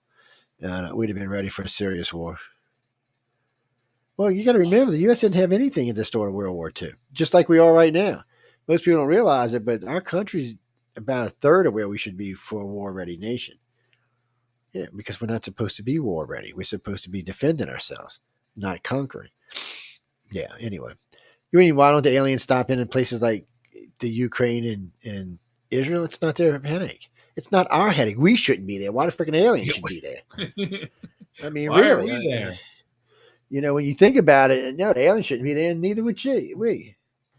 I don't hate Jews. I got friends that are Jews. No. I don't hate them for what they're doing. I'm not going to get in this much because that's not what this show's about, but I don't hate them for what they're doing because they were horribly attacked. Just like we were at 9/11. That's why we went and took over 2 countries in the Middle East. So we're far. We can't say anything about what Israel's doing. But and another thing, too, I mean, okay, so the region is a little miffed that they lost their land to this. I mean, it's a strip of land no bigger than New York City, 9 million people. I don't know why they're miffed about it, but you can't just have people attack civilians like that. That's super, super. I mean, in America, when a guy goes after a cop to try to kill a police officer, the rest of the police officers, they go after that guy hardcore, because anyone who's willing to injure a public servant like that, an armed public servant like that, is a threat to everybody. You know, not just the police, but everybody. You have a group of terrorists who come out and attack civilians exclusively and only. You tell them, buddy. Huge. That's a huge, huge danger. I mean, what do you think they would do to someone who has a gun? I mean, well, you know, it's like we were talking on the show Friday. I mean, with all these illegals coming in, we don't know if we've got another army underneath ours.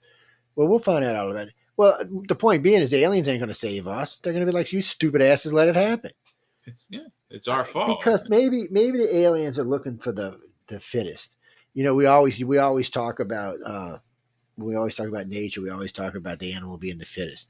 You know, that's when the one that survives. Maybe that's maybe that is, after all, what the aliens are wanting to see. Who's going to unite the planet and how are they going to unite it? America had its shot. We blew it. At World War II, we could have easily united the planet. We said no. We own 75% of it. And we'll check it. You can see the territory yourself. 75% of Europe would have signed right on after what had just happened to them. We'd have dropped 2 nukes on Russia. They would have surrendered. They'd have been America now. Mm-hmm. China would have just collapsed because at the time they couldn't have withstood it. There would be one world. They were also our very best friends back then, so they probably would have signed up. We wouldn't have to do much. So there would be a united world right now. There would probably be way less starvation on the planet. There'd be way less crime. There would be no reason for us to spend hundreds of trillions of dollars on weaponry and all this. We get all the money. Just think, the U.S. is going to spend $1 trillion this year on weapons. Worldwide, you're talking about $2.5 trillion. They could be spent on what? Cancer? You know, fast. If we'd have been spending this much money, cancer would have been cured 2 decades ago. Mm-hmm. Not just that. I mean, we would be a society that probably lives to be 200, 250 years old.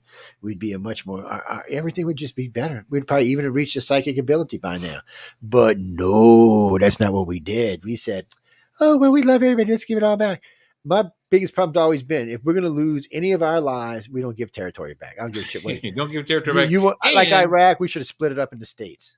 And stop adding fluoride to the water. That's another thing that's probably hurting the entire planet. Well, at least America. I think most of Europe. Well, you know, it's funny you said that because down here they still put fluoride in water. But same here. But the administration. So when I was a kid, the administration got smart. They said, I don't remember who it was. One of the guys who was a politician happened to have been a doctor. So he said, we're only going to have enough fluoride in there to affect your teeth and nothing else. So he lowered the amount of fluoride in our water by I think it's 74%. And nobody's had that, you know, but it made it, you know, he said a decade later, it made a difference in the population. It was dumbing us down, which is, by the way, what our government always wants to do is dumb us down. Yes, they don't want you to believe in aliens. No, actually, they do want you to believe in aliens now. You know, they just found a bunch of water on Mars. So not only do we know there's water on Mars, we know there's water on the moon. So there's places we can start colonizing now. We can start making efforts to move forward and getting off our planet. And I don't want to get off our planet because I don't like our planet. I love our planet. But I think mankind as a species needs to get out, get moving. Because until Earth becomes a united Earth, we're just playing Russian roulette. It's just a matter of time. Okay, you got Putin now. Not the most friendliest regime. But it is funny to me that we're fighting with Putin and Russia, arming Ukraine, but we're still doing joint missions to space. I know. It's world's weird right now. What do you mean I have to take sides? You mean in Israel and Palestine? I don't have to take any side. No. As in the old days, I have no dog in this hunt. Nope. I don't have to take sides. Why do I have to take a side? I think both of them are effed up. You know what? Come listen Friday night, and I'll tell you exactly what I think about both of them. Yes. And I'll also tell you what I think about the U.S. getting involved and our government. Just come listen. Oh, yeah, I've been really – Jay and I were way animated last week. If you ask me, my opinion on the area, and I've been saying it since even in the 80s when I was in high school, and even back then I wasn't as politically aware as I am now. But however, I've been saying, look, someone has to be the adult. You got more than one group, but all these different groups, and you can even narrow it down to 2 or 3 religions, and they're fighting over something. Remember back when you were a kid and you're fighting with your brother over a ball or a bat or a toy? Yeah, I just slapped What it. happens? Someone becomes a parent, comes in and goes, "That's mine. You go to your room. You go to your room. This is over." Someone has to take away the object of interest. We don't know what that is. Maybe it's the land. I don't know. But say, hey, look, since we have the ability to, and I don't think anyone will challenge us, you just say to anyone in the area, look, here's what's going to happen. You all go find somewhere to live. In 3 months, we're dropping nukes and we're turning this into a giant glass desert. Be here and die, or leave and live. And just leave the challenge like that. That's my solution, because there is no peace in this region in any of the written history of our planet. It's interesting you said that, because I was just told. Oh, I shouldn't say I was just told, but we were listening to an interview today on my way home, and they were talking about the survivability of where I live. Man, I'm in a good spot. Even though I happen to be in between 2 NASA facilities, a CB base and an Air Force base, 2 big old Navy bases, 60 miles away. But yet, I'm like, man, I'm going to blow the shit out of this place. What are you talking about? All this crap around here. And, but for some reason, Eglin is a strategic target. But Eglin is 900 square miles. 900 acres, I believe. I get it confused. It might be miles, but I think it's acres. They have 36 different runways in there. Some of them in the middle of the swamp. When you finally get an aerial shot, we've got a few, there's nothing there. Just a runway. There's no buildings. There's nothing. So it has to be some type. It has to be an elevator that goes up and down. I mean, it's got to be something there.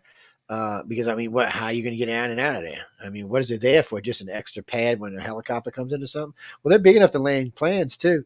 But a helicopter would need a runway. They just need a square pad. They don't need a long stretch. So yeah, but they might have it for both. But anyway, they so one night Linda and I were in Gulf Breeze, Florida, and we had the camcorder with us, and we're sitting there, and they had just built this new runway off the beach, and they had put up a new tower.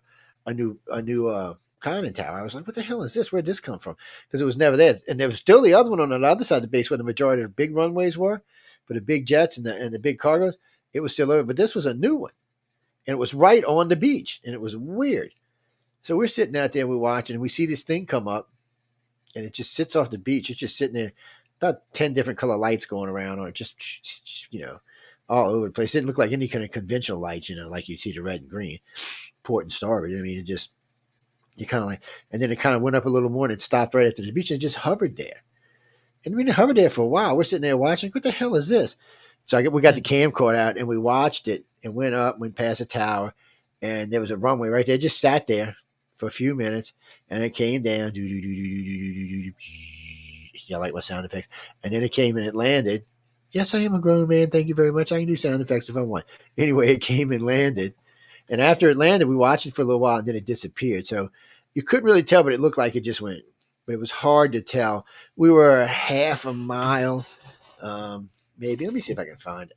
About a half a mile away at the time. And I had to get the picture off of my TV to put on the website, which bit big, what. Yeah. I don't curse people. I am a virgin. Yes. Not sure a virgin of what, but I am a virgin of something. There's something out there I'm definitely a virgin of. Yes, Jay's a virgin too, yeah. Jack's a virgin too. Even though he's got kids, he's still a virgin. Yeah, man, what are y'all talking about? Look, with today's new rules, I can be a virgin. I'm just saying. Hey, if somebody can all of a sudden decide that they're one of 96 different genders and call themselves something other than their actual biological gender, why can't we call that, Yeah, that's right, people. It's all about personal views. Alienenigma.org. All right, let me see if I can find this. I have not been on this. Oh, did I put this on? I bet you I did this. Let's go put it on Google. Since whatchamacallit hates StreamYard, y'all need to get where y'all can use Microsoft too, because I like to use Microsoft sometimes. Yeah. Not all the time, but on some things I prefer it. It works better. Okay, so let's go up here and put J and I in the thing. You mean coming up next? The Outer Realm with the Fabuloso. Michelle DeRoche, and the insane Amelia Pisano. Yes. No, she's a food tease. Oh, yeah. Yeah. Well, I was teasing her with donuts last night. She kept saying, I hate donuts. Like, you liar. Liar, pants on fire. No, that was at the Halloween party they were having that I crashed. Let's see, share screen.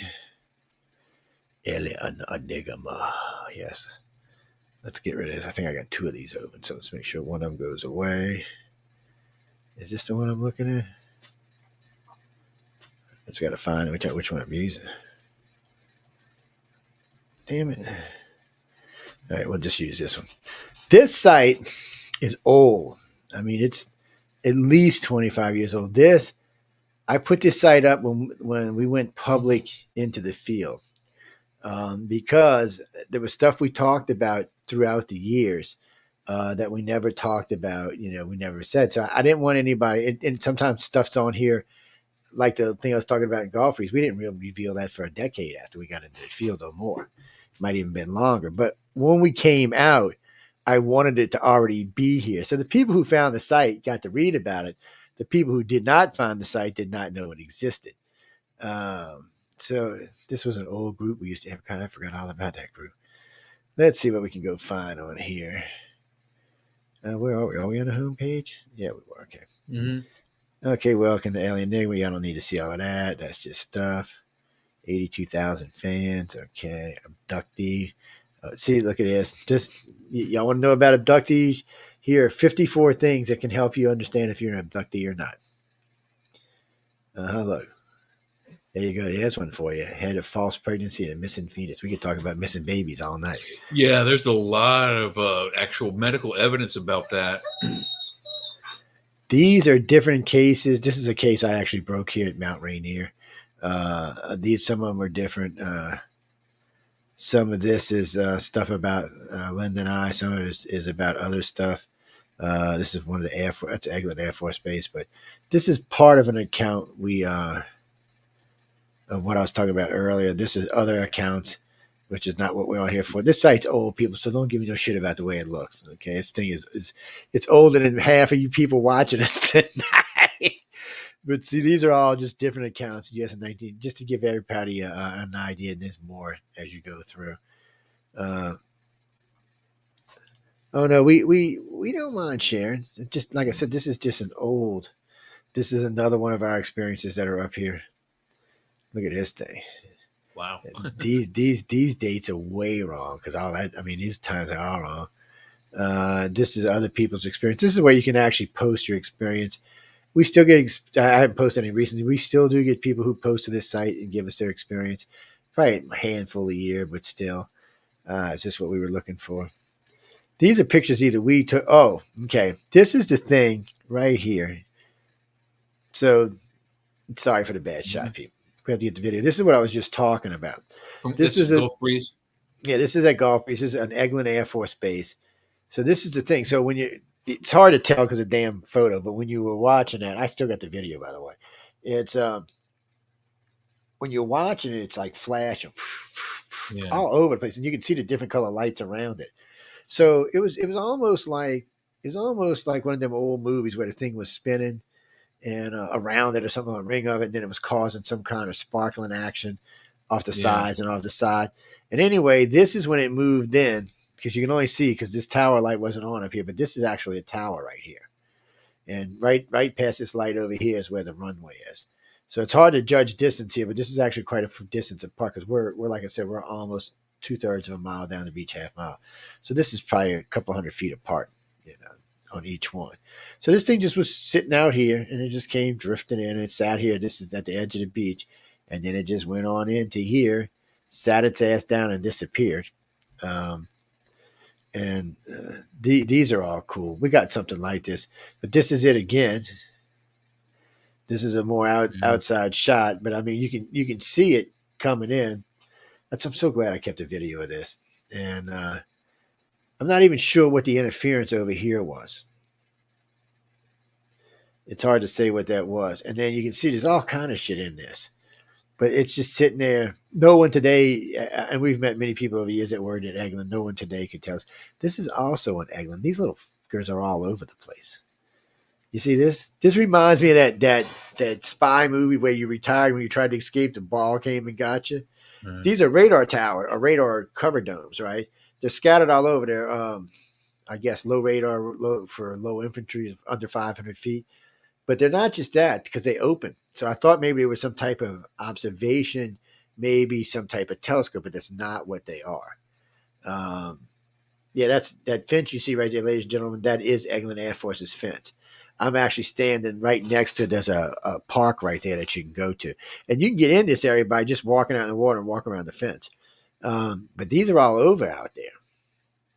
Made me think it was some type of early defense system, but I can't. I'm just guesstimating. And there's other. I don't know if there's any more in here. These are drawn from actual contactees who actually saw things that look like aliens. Let's see. Is it this one? No. Is it this one? Is it this one? Oh, this is Larry Hatch's. I miss Larry Hatch so much. I don't know why he don't do this anymore. This is one of his maps. Now, he did from 1948 all the way up until, I think, 2004. You could actually overlap these. Okay. Now, when you first look at that, you think these are cities. But these are mass UFO sightings. This is where lots of sightings are happening. Everywhere you see a dot or a bright white light, that is either a UFO sighting or clusters of UFO sightings. You ever overlaid that map over a Bigfoot sighting map? I'll bet you they coincide. Well, in the old days when he still had the U database up, he did that for you. Cool. So he had all of, like I said, he really did good. What else was great about this map was when you start doing them, from forward, like say from the 40s up to us, you'll start noticing across the oceans. And then you can actually, because you're moving them fast, they look like they're moving. So you can actually see they have lines they take. They have actual direct lines. Like they're leaving the United States from here, which is a pretty good cluster. They're shooting straight across to the UK. And you can watch the different sightings as it goes into the UK or goes up somewhere else in Europe. I mean, it's a great database. It's a shame he took it down. We got more of his maps on other sites, but he did such a and see, this is from 1990 to 1999 is what this map is for. So this is, 2 decades ago now? Yeah. A little more than that. But some of these sightings were in the United States at that time. See, he's got the Baja Peninsula down here. There's some Mexico sighting. But you will notice something, ladies and gentlemen. The majority of sightings happen where? Does anyone know? Even though you got a big cluster, right here. If you notice, they follow the coastlines. Yeah. And they follow the coastlines. And look, that's Gulf Breeze in Biloxi. It's actually one of the biggest sighting areas there around there. And that's actually Mobile and Pensacola and Panama City is what that is. Louisiana don't have that many sightings. I wonder what you would get if you overlaid a map of U.S. military bases and nuclear facilities over that. I bet you get a lot of coincidental. Well, you know what? So here you go. So there are places. Yeah. Okay. So this is UFO map for 2000. Okay. This is year 2000. Yeah, look at that band going from Maryland all the way across down to the corner of Texas. I mean, look at it. It's ridiculous. And then, we just talked about this big group right here, the one that leads you across. Boston. Yeah. And you can start to see the dots I was talking about headed out the other way. Yeah. You'll also see them on this side too. So we can actually look. Now the Canadians, y'all don't look like y'all get screwed around with as much, but y'all do get messed around with, but not like the States. I mean, it is so heavy and this is when I broke this. This pissed off so many people in ufology because people always say, oh, it's rednecks out in their trailers, whatever. And I brought this forward and I said, really? I said, looks like the majority of sightings to me is in big cities. Yeah, and I said so. Bite me. Where do you think the majority of abductions are coming from? From big cities. Yeah, and there's at least one good story that I remember of, and I don't know the time frame. I think it's the 80s, maybe, but anyway, these people were frequently abducted from their, I think, way high apartment building, well over 50, 50 levels. They were in a high rise. They're getting abducted in the daytime and the nighttime by aliens, UFOs, in the middle of New York City, being taken through their plate glass window through whatever devices they have to do that kind of technology.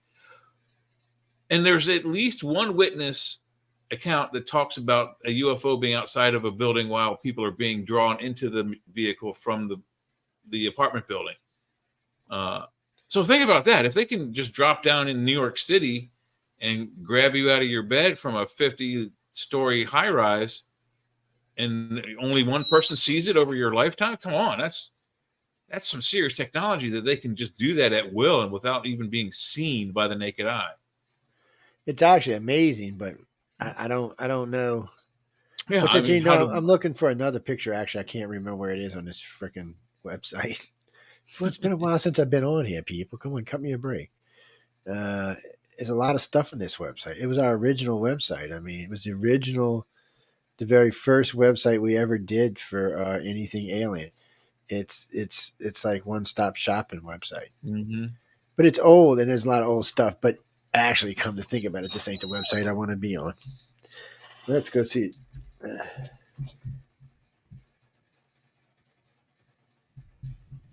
Hit the right buttons. What do you mean? Wait, what? I will slap somebody. Oh, you forget to pay your Wi-Fi?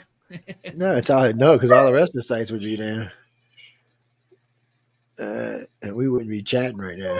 I just forgot a W, I think. I see somebody wants to be on the radio with us. What the hell is this? I don't want to see this. Take me to the website. Yeah, what the hell's going on? Well, I'm going to have to sue somebody. No, what the hell is going on?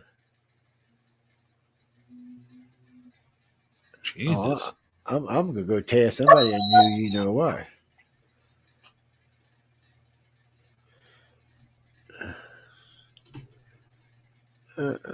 Well, sorry, ladies and gentlemen. I could not tell y'all what the bleep's going on at the moment. Definitely not cool, whatever it was. Yeah, it's not. I'm going to have to tear somebody up over that because that don't even make any sense. Last time I was on, it wasn't that long ago. I use it. We still use the site. It's giving me something not secure. And then some PHP. I don't even know what this means. Oh, man, I'm going to have to tear Homestead a new you know what. No, it was at one time. It's mostly always been on Homestead, but it was on GoDaddy for a while. When Daphne's son was doing it, he was pretty much a 13-year-old site genius, is what he was. Hopefully, that's what he's doing for a living, unless he found something better. And what is this? Why am I getting a? What the hell is this? Not even English. Machine code, maybe. I don't know. I'm gonna have to bitch. I wanted y'all to see that, but I guess we ain't gonna get to see the site tonight. But I'm not exactly sure what was going on there. Well, no, it gave me some PHP fast www. Yeah, I saw that. Yeah, open quit it. I don't know what that is. It's not even going to the site it's supposed to be going to. I don't know, Jack, but we will find out. Trust me. I won't be happy when I get hold of Homestead tomorrow. I can tell you that. Yeah, we use Homestead as our we have like 15 sites with them, I think. Yeah. No, we use them for yeah, that's what we use them for. Well, they're pretty good actually. They're reasonably priced, and they well, I've been with them from when they were free website way back in the day. Yeah. They started out as a freebie, and I used to use them and something. I forgot the one Yahoo had. And I used them for a long time. And then they started charging because they started offering way more packages and way better stuff. So I was like, okay, I can deal with this. Well, yeah, because you want what you want. I don't know. I haven't been there. But anyway, we'll be talking. Let's go back to what we were talking about. No, I just wanted to bring up the picture that Jason took. Jason Wilson took a picture in Blunt Island, Florida. That's what I wanted y'all to see. It's a fabulous picture. It's a one of a kind. It's one of those things. So we were out riding around. We had left New Orleans. We were actually in one of the very first electric cars, the very first Priuses built. Not the very first electric cars, the very first Priuses. Electric car comes way before that. But anyway. Yeah, they had electric cars in the 1800s, actually. And so anyway, we were we were out and about. We'd been in a lot of areas filming, looking at stuff. We went to Aga Cruiser. We were on Aga's Cruiser base where they were taking them apart. We were on. There was a big, huge national park next to it, right across the bay. So there was a big park, beautiful park actually, and then right across the bay was a deep, deep water channel with an Aga Cruiser base. Right down from there was this big power plant we ran across. Well, UFO sightings happen a lot of times around power plants, deep waters, and military bases. So here's three of the things you look for when you're looking for a sighting, and we're right smack in the middle of them. And so Jason, like we always do, we always have somebody snapping pictures. A lot of times you just get a bunch of garbage. It's just you're cruising along and there's nothing. You get a lot of bullshit, skies, trees. So he took, I think, 2 shots of this power plant. And one of them is this picture of a big, what looks like a donut over the top of the power plant, which we did not see when we were driving. It only comes up in the film. And it was just, you can see it. It was just a little trickle of smoke coming out of one of the towers. And whatever this thing portal was above it had sucked it up and had made it a big swirl. Just big ass swirl. And there was a hole in the center. So it was spinning. Yeah, it was definitely spinning, whatever it was. And so it looked like some type of wormhole. That's what it looked like. And then a couple of months later, we were reviewing the video. I mean, that's video, that picture, when someone noticed right next to one of the smokestacks a little tiny little ass UFO headed right for the center. That kind of clinched the deal. Coast to Coast used it a couple of times when I was on with them. And but I can't. It bites me that this thing's not on. I want to go kick something. Yes, Jackie, I want to kick something hard, man. I don't like when things don't work the way they're supposed to. Well, we pay money for this. Yeah, we do. You mean, I'm trying to think how many. I'd have to go look and see, but we've got what? I know right here we got 1, 2, 3, 4, 5, 6, 7, 8, 9, 10, 11, 12, 13, 14 websites on this one. Yes. Mm-hmm. Well, we still have websites over at GoDaddy. No. But we still have websites there. You can check it out too. Well, we got hidden websites on here like alienabduction.info. It's just a site for special, things we're doing with special abductees and contactees so they can use it. Usually it has like a chat portal and other stuff that you can get it out with. Just little stuff. We still got a couple of the old ones up there, like the UFO alien phenomena. Yeah. Well, we own a lot of this stuff. Just because we don't use it don't mean we don't own it. Yes. Mm-hmm. But I do not see the iCar website, which I'm kind of wondering about why. Yeah, wow. Okay, that don't make no sense in no Cherie. Yeah, because it wasn't on. It was on here. What the hell's going on? It's going to be one of these kind of nights. No, I can't find out tomorrow, but I will first available day. I will be on the phone with them going, where is the website at? It should be right there. iCar.net, right? It's .com, I believe. It might be .net too. Well, the .net's just spinning.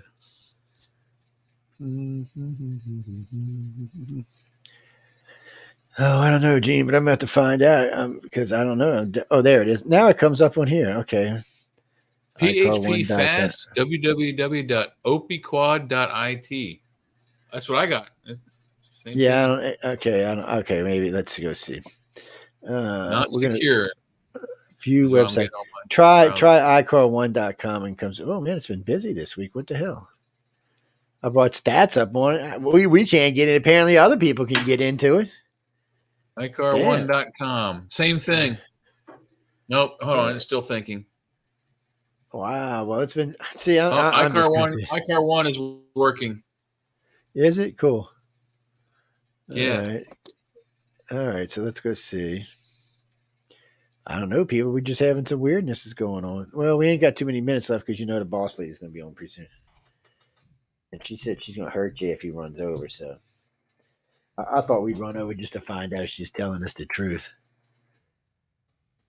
Well, yeah, I'm not sacrificing myself. This is what you think has the video. All right, yeah, here I got it to come up. Shuttle missions. Okay. Let's see. Oh, this thing's got all kind of shit on it. This thing was designed to be for one-stop shopping, and it's behind right now. I got to go in and change all kind of stuff. So let's see. Present, share screen. Icon one, focusing on the truth. This is just one of our websites, people. Sorry about that. I don't know what's going on with that. There we go. Okay. We got all kind of wonderful stuff on this. This website has been around for a while. It's not our oldest website. Alien Nig is probably our oldest website, but as far as the UFO stuff goes. Yeah. We got all kind of fun stuff on here. We got photographs. We got these kind of things. This needs to be updated. We got all this pretty stuff over here. Alien abduction criteria. Research on oh, okay. Oh, that's a blood type. So I forgot that was a Drake equation. You guess it on the Drake equation. Yeah, I put that in there. Well, I was just throwing stuff in here that people who might be interested in aliens with the Mosaic Project, that was the Mosaic of the Extraterrestrial Experience. That was done by one of our directors, November Hansen. She did that. That was a pretty good report she put together. And well, our directors used in the old days, they wrote all kind of stuff. Today it's a little different because we're preoccupied with some other stuff at the moment, but that's changing. Yeah, see all this stuff. This stuff all over this damn site. And let's go back up here. Where were we going? Audio links, video links. Let's see. See all of these albums. Now, I'm going to tell you our little secrets. There's a lot of photos on these pages. Most of them are real, but we did throw in the occasional hoax. And the reason we did that is we used to tell people all the time, find the hoax. We wanted to see if anybody could find the hoaxes. Most of the times people did not find them, which was, okay, what's going on here? Drop us a line. And no pictures. I don't see diddly squat. Yeah. Let's go try this one. It's well, this isn't where these aren't. The picture was. These are actually albums, so I'm not sure what's going on. Yeah, they should be going. I know people. What can I say? Let's see. We'll just go over here. Okay, it's going to be in one of these anyway. Now, some of these you'll recognize. Take a look at them. There's some good ones up in here, though. The one right here, does anybody know what this one is? That's Gulf Breeze. That's Gulf Breeze. They hit it right off the money. This is also Gulf Breeze. Another Gulf Breeze. Yeah, that's a good one. That Gulf Breeze one there, it was years later when I saw some of the Billy Meyer photos. And I'm like, that's a Billy Meyer ship. There's not as clear as the Billy Meyer photos, but that bottom one is so close to Billy Meyer's machines. Billy effed up that. I've done, Michael Horn does Billy's stuff. And Michael and I have argued many times because the problem for Billy Myers is, this is him in his car, is that some of his stuff is real. But unfortunately for him, some of his stuff is hoaxed. Yes. And what happened was, and this happens to a lot of people who have had experiences, they can't get him to repeat fast enough, and either the fame or whatever it is, the attention, whatever it might be, tends to get them. And then they fake them. They hoax them. This is a TR3B. It's And Billy's Myers, that's what happened. He actually admitted to it later on. But he's got some really good, because I don't want to take away from the legit photos that he's got. I mean, he's got some fabulous stuff. This is also Gulf Breeze. Yeah, I remember that, the blob. So, I mean, the Gulf Breeze photos are great. I mean, this guy got great photos. People wanted to give him shit. So, a lot of time, well, if it's too good to be true, it's not true. Well, that's not always true, people. That's not always true, yeah. Sometimes too good to be true is just what it is. Did I do this one? Yeah. Also, don't forget, never lick a gift horse in the mouth. And that guy, what was the guy in Gulf Breeze? I can't remember his name. Ed Walters. Ed Walters, yeah. He got a lot of fame out of that, but negative feedback as well. But that it's kind of a life changer because he had 15 minutes of fame for what, a decade or so, 11 years, 10 years? This is a picture I was talking about. I need to save this image. Okay, yeah. Okay, let's put it in here. Okay. I'll save the other one. So you're looking at this image. When we first seen this image, we're looking at all of this. It's boring image, right? Yeah. So you can barely see right here. Yeah. And if you notice, there's a smoke coming right out this tower, going this way. It's catching this thing right here, and it's just being drawn around. And there's a little circle right here. So this is a better shot of it. Yeah. So you can clearly see the smoke being pulled over, and you can clearly see the center has a circle. So Yeah. what you couldn't see in the other photo is this little thing right here. There ain't no way that's a plane or anything else. It's too close to the power plant. It has to be a UFO of some sort. And look, you can tell the bank was going to take it this way. Yeah, it looks like it's yeah, because heading that way. it's got the bank, so it's coming back this way. Trying to, So people, like I said, this is a one in a lifetime picture. I mean, you can clearly see the smoke being pulled into something, and you can because think about this, people. This is a calm everyday day. So and this smoke you were there when this was taken. Yeah. So this smoke should have just been going straight up. Let's go back up. Yeah. But it wasn't. You could see the bend in it. And as it bends, it creates, and even in this picture, you can see this little circle, but you can't see the little UFO guy. He's right there. And, this was a power plant. UFOs are known to be seen over power plants. The smoke, I'm assuming, and I'm just as a big assumption, that this is some kind of energy being pulled from this that they can open the portal. There you go. Took in March 2004 with a digital Canon A60 camera. Yes, we try to document everything correctly. So you can see it for what it is. You can make your own judgment, but it looks like a portal to me. I don't know what else to call it, Jay. I'm confused. It almost looks like that helical thing that was over Finland. Yeah, a couple years it does. ago. It Almost, does. yeah. That picture's in another group we had somewhere. These are pictures Linda and I have taken different places. I don't know what the hell this thing was. It's you can clearly see it's a weird ass shape. I thought it was like a meteor or something, but it was flying in a straight line. No telling what it was. Meteor in the atmosphere that high would definitely have fire on it. So yeah, I don't know. Whatever it was, it looked like some type of craft. This is another shot of the one from we were talking about earlier. These were taken off the camcorder. These were pictures taken off the camcorder. There's that thing right there. There's another picture. Yeah, but I mean, when you get back to this picture, it's hard.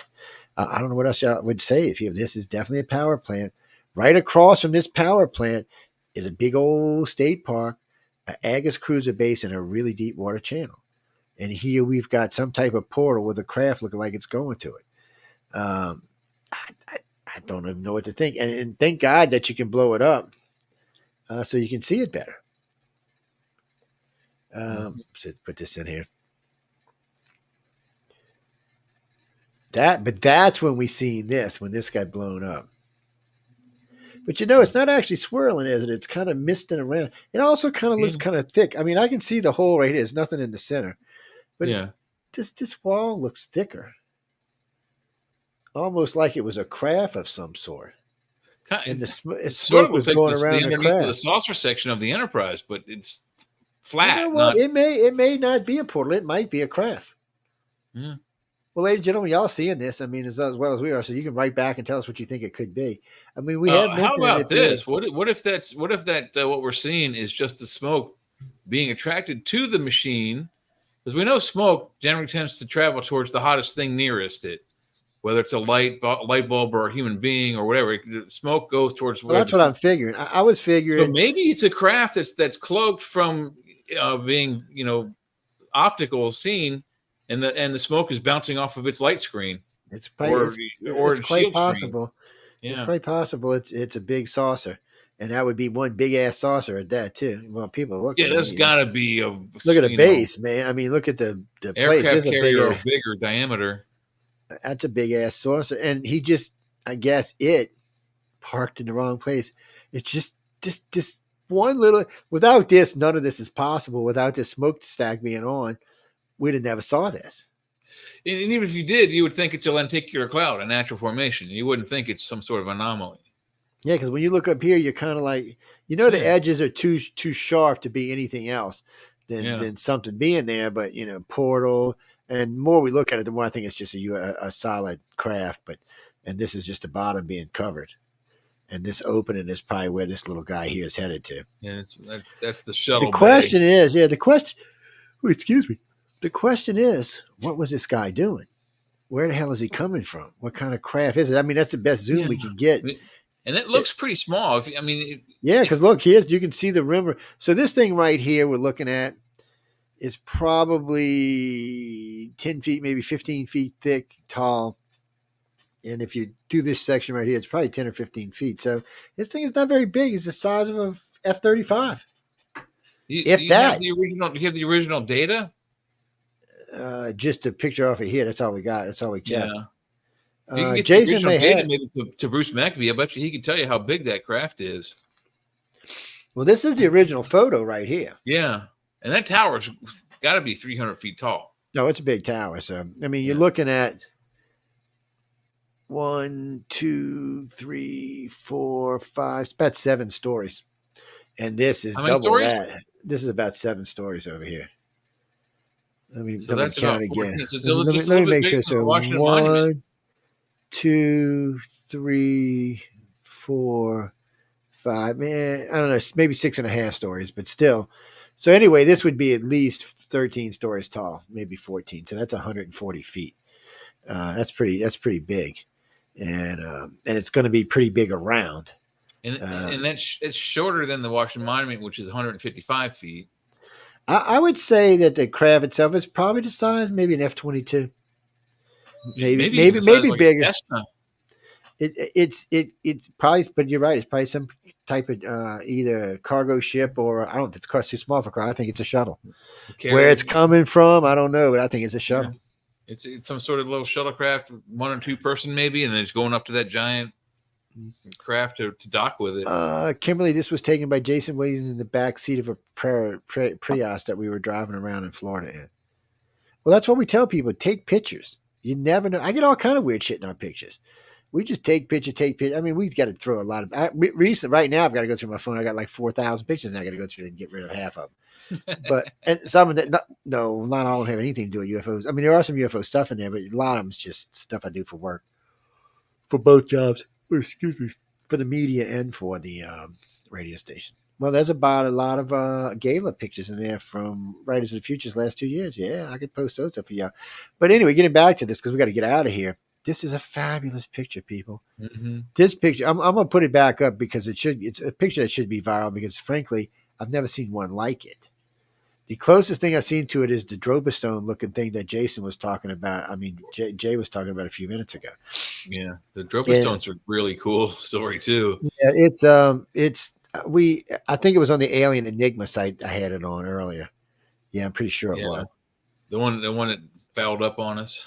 Yeah, so no, these two didn't work, and I don't think it was on any of these. No, it wasn't. There's a lot of good stuff in these guys, but well, there's a lot of stuff in here. We did this. We really did do this so people could really get an idea. Look around, saucer. Do your own research, saucer. Now, this is what I took a picture of. Baghdad. So in a different place. See, it's leaving a trail. What are these little fighters coming on here? What we got? An American, German, and a UFO. That's World War II. Yeah. Wait, this 2003. So they were flying antique planes. Oh, okay, yeah. So this is over Sussex, United Kingdom. See, I like that they tell you where they're from. This gives you an idea, let you know that it's not just an American thing. But the point I was making on this page, everything here is a saucer on this page. Yeah. Everything. And that proves our point that the Greys do more abductions because the Greys fly the saucers. It's we got plenty of proof for that too. And I mean, here's just more. I mean, there are countless amounts of these things. Some are better than others. And most of these pictures you can blow up, people, by the way. The photographic evidence alone is more than enough if you were to take this to court to get a conviction for whatever legal case you need. It's overwhelming the amount of information that's out there just in still photography alone. So on these, like I said, you can click these. You see how much clearer the picture and how much bigger the picture is. It's more than that, though. Here's the data with the picture. Mm-hmm. All right. So it even tells you who it came from, who it set up for. And then you can see, of course, this looks like a base in probably the Antarctic or the Arctic. No, here you go. It's at Resolute Bay, Canada. Yeah. Yeah. which looks like ice or snow. Looks like a bunch of anyway. And see, here's another one, and this looks like the one we just seen. And here's more information on these. So this was over Hungary, by the way, in 2001. So I mean, there's so many of these. You could go on for days and days and days and days. Yeah. Well, this is on the ICAR site. It's the ICAR1.com site, yes, and more saucers, and more saucers, and more saucers. This, unfortunately, was a hoax. Good though, but it was a hoax. The guys originally did the video. Yeah, it sucked. Mexico, yeah. But the one they're talking about that sat there for 24 hours looked like this one. So I'm not sure why they decided to hoax it, but I'm not going to hate on them. It's we published it when we found out it was a hoax, so that's a legitimate hoax on that page. But that's my point. When you go through and look at these, it's hard to tell what's good and what's fake. More saucers. Oh, here's one of the bells. There you go. Oh, look at this. Oh, yeah, one of the acorns. Valley, Alabama. I didn't even know this existed. And it's on my website. Shame on me. And it's like what? 1 state, 2 states away from you? Next time I got Jay on, maybe we'll talk a little bit about the Dark Knight satellite. Is Arizona? Oh, yeah, cool. Yeah. And well, we don't have time now. We're out of time, guys. But I'm just going through these right quick while I got y'all on before we release this over to Michelle. Yeah. It's just all this stuff. And every day people tell me, well, they're not real, Joe. They're not real. And I'm like, why don't you go do some research? No, they're not real. I said, no, you don't want them to be real is what the problem is. They are real. And you want to go hide. I've been preaching that for 40 years, man. Sometimes I get aggravated with people. Well, you see these clusters. We've seen this before. You see, this was Puerto Rico. There's actually videotape of this. And I've seen that picture. Yes. Actually, I'm pretty sure it's a F-14 Tomcat. I think, and there is a motion video that goes with it, and it's only a few seconds long. But it's some sort of event. I don't forget what it was, but that jet I think was part of a group that was doing like an aerial. Yeah, there was more show. than one jet there. Yeah, and that UFO kind of flew into the frame as they were doing a maneuver. It was a very interesting case. One of my all-time favorites. I know a lot of y'all aren't familiar with the Belgium sightings, but they were TRs, what looked to be TR-3Bs. They were way bigger, so they weren't ours. So one night, NATO got the wild idea to send some F-16s out. So F-16s got this is all audio tape. You can somewhere. I got a clip of it somewhere, but you can probably still find it on the net. So the audio tape, the F-16 pilots approaching it. And he's talking about how big this thing is because it's over a Belgium city and it's bigger than the city it's over. And he's like, sir, and he's describing how big it is. You can hear his voice and you hear the other 2 pilots talking to him, not 3 pilots talking to him. And the guy goes, well, should you engage it? And the guy's like, hell no. And then you hear an American come on because the other guy had an accent. Americans, no, we should not. And then you hear what sounds like a colonel comes in and said, you will engage this. Or you will not, you will be court-martialed. And the guy turned his jet around and said, guess I'm getting court-martialed. And all 3 jets turned around and left. There's actually video of it. They left. They were like, no, because this thing was huge.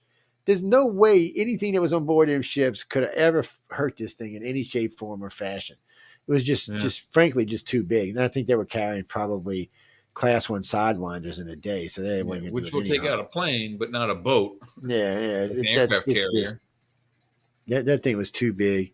It's funny because we haven't seen too many cigars in here. Oh, here's the moon. Hey, there's the Apollo 20 alleged picture there in the middle. April 20th, 1972. There you go. For all you non-believers, this isn't the moon. This is Phoenix, this is Arizona somewhere in the desert. Actually, it would probably be more like Nevada's desert, but still.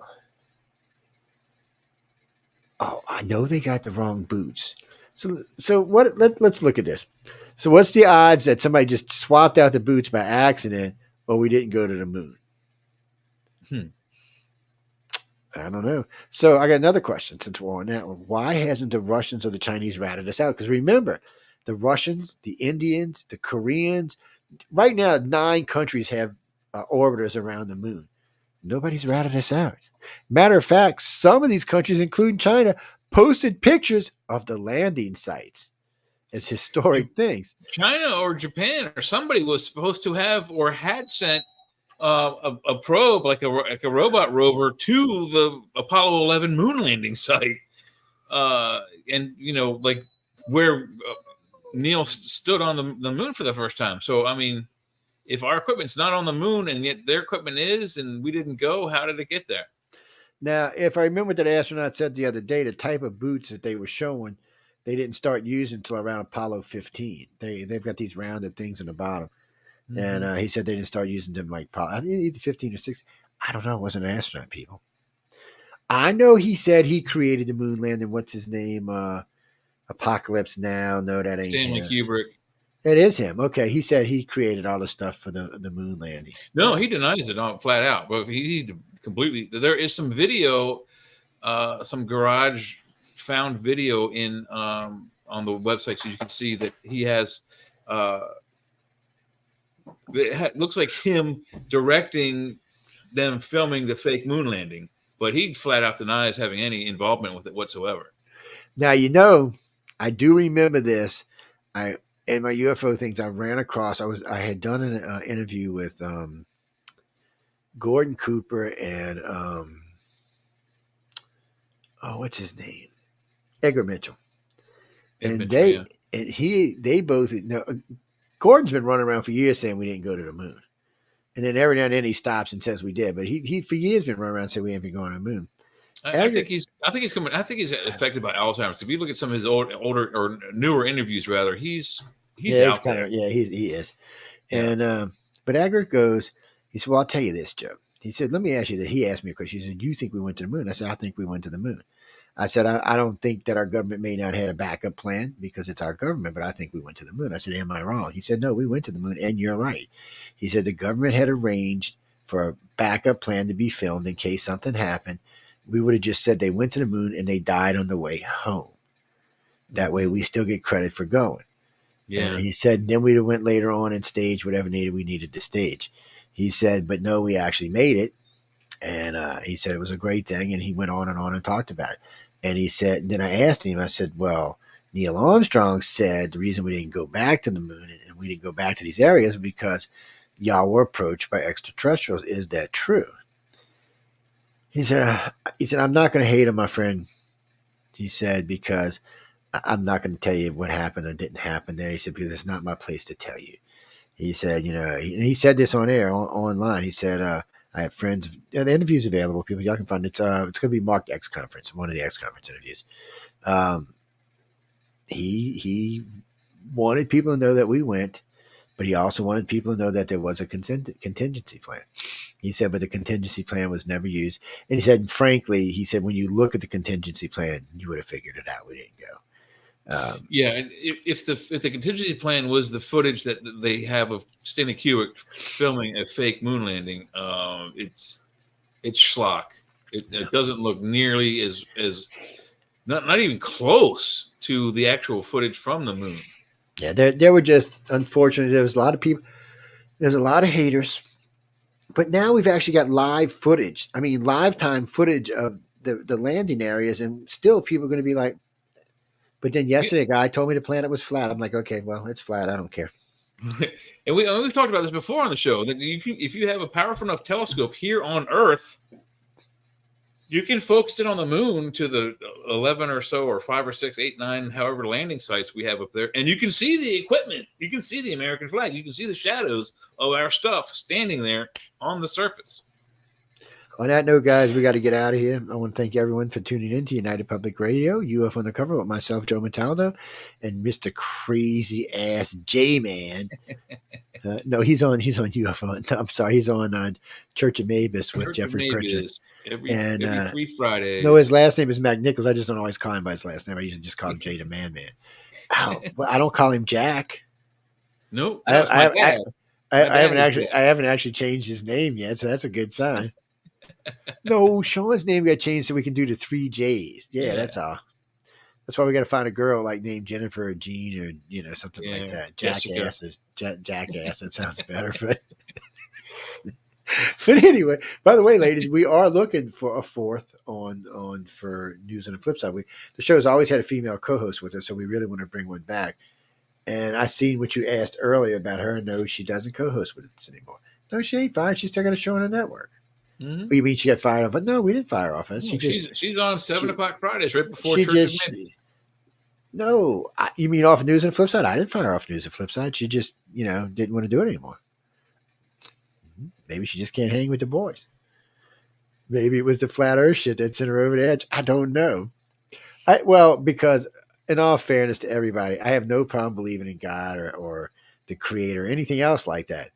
Religion, I have issues with. You know what? That's what we'll organized religion, particularly. On one of the news and the flip side, we'll dedicate an hour to what religion has done for planet Earth. Well, it's not all bad, but it's not all bad. I mean, in all fairness to religion, not all good either. It's not even close to all good, but but there are things that it was good for us for. And people, remember, treat your dog correctly. It's God made manifest. Oh wait, I'm going to burn in hell because I hate to say this, people, but if God's what they say is, I don't think he's got any problem with dogs. I mean, if he's a loving, kind God, he probably thinks dog's the next best thing on place next to man. I don't know. You have to ask him, her, or it. Everything else, because he made it. Yes. Janine, what do you mean, what sex is he? You just said he. I don't know. There you go. Man just says because we've created our own image, and his own image is us. But that didn't mean, because Adam was created first, and then Eve's people. So y'all know there's about 10 creation stories. Yeah. And the aliens are involved. Was not the first. Yes. And aliens are involved in at least 3 of them. So, yes, it's just, anyway, we got to go. I want to thank again everyone for tuning in for United Public Radio and UFO Undercover. I hope you enjoyed the show. It was a good show. We had a lot of fun, talked to a lot of topics, got a lot of good abduction stuff out there for everybody who wants to get involved in alien abductions. By the way, we are looking for directors. We're always looking for contactees and abductees. We always want to talk to y'all. So be free to write to me at iCarCox.net at any time. On that note, stay tuned for The Outer Realm with Michelle DeRoche and Emilia Passano. Good night, everybody.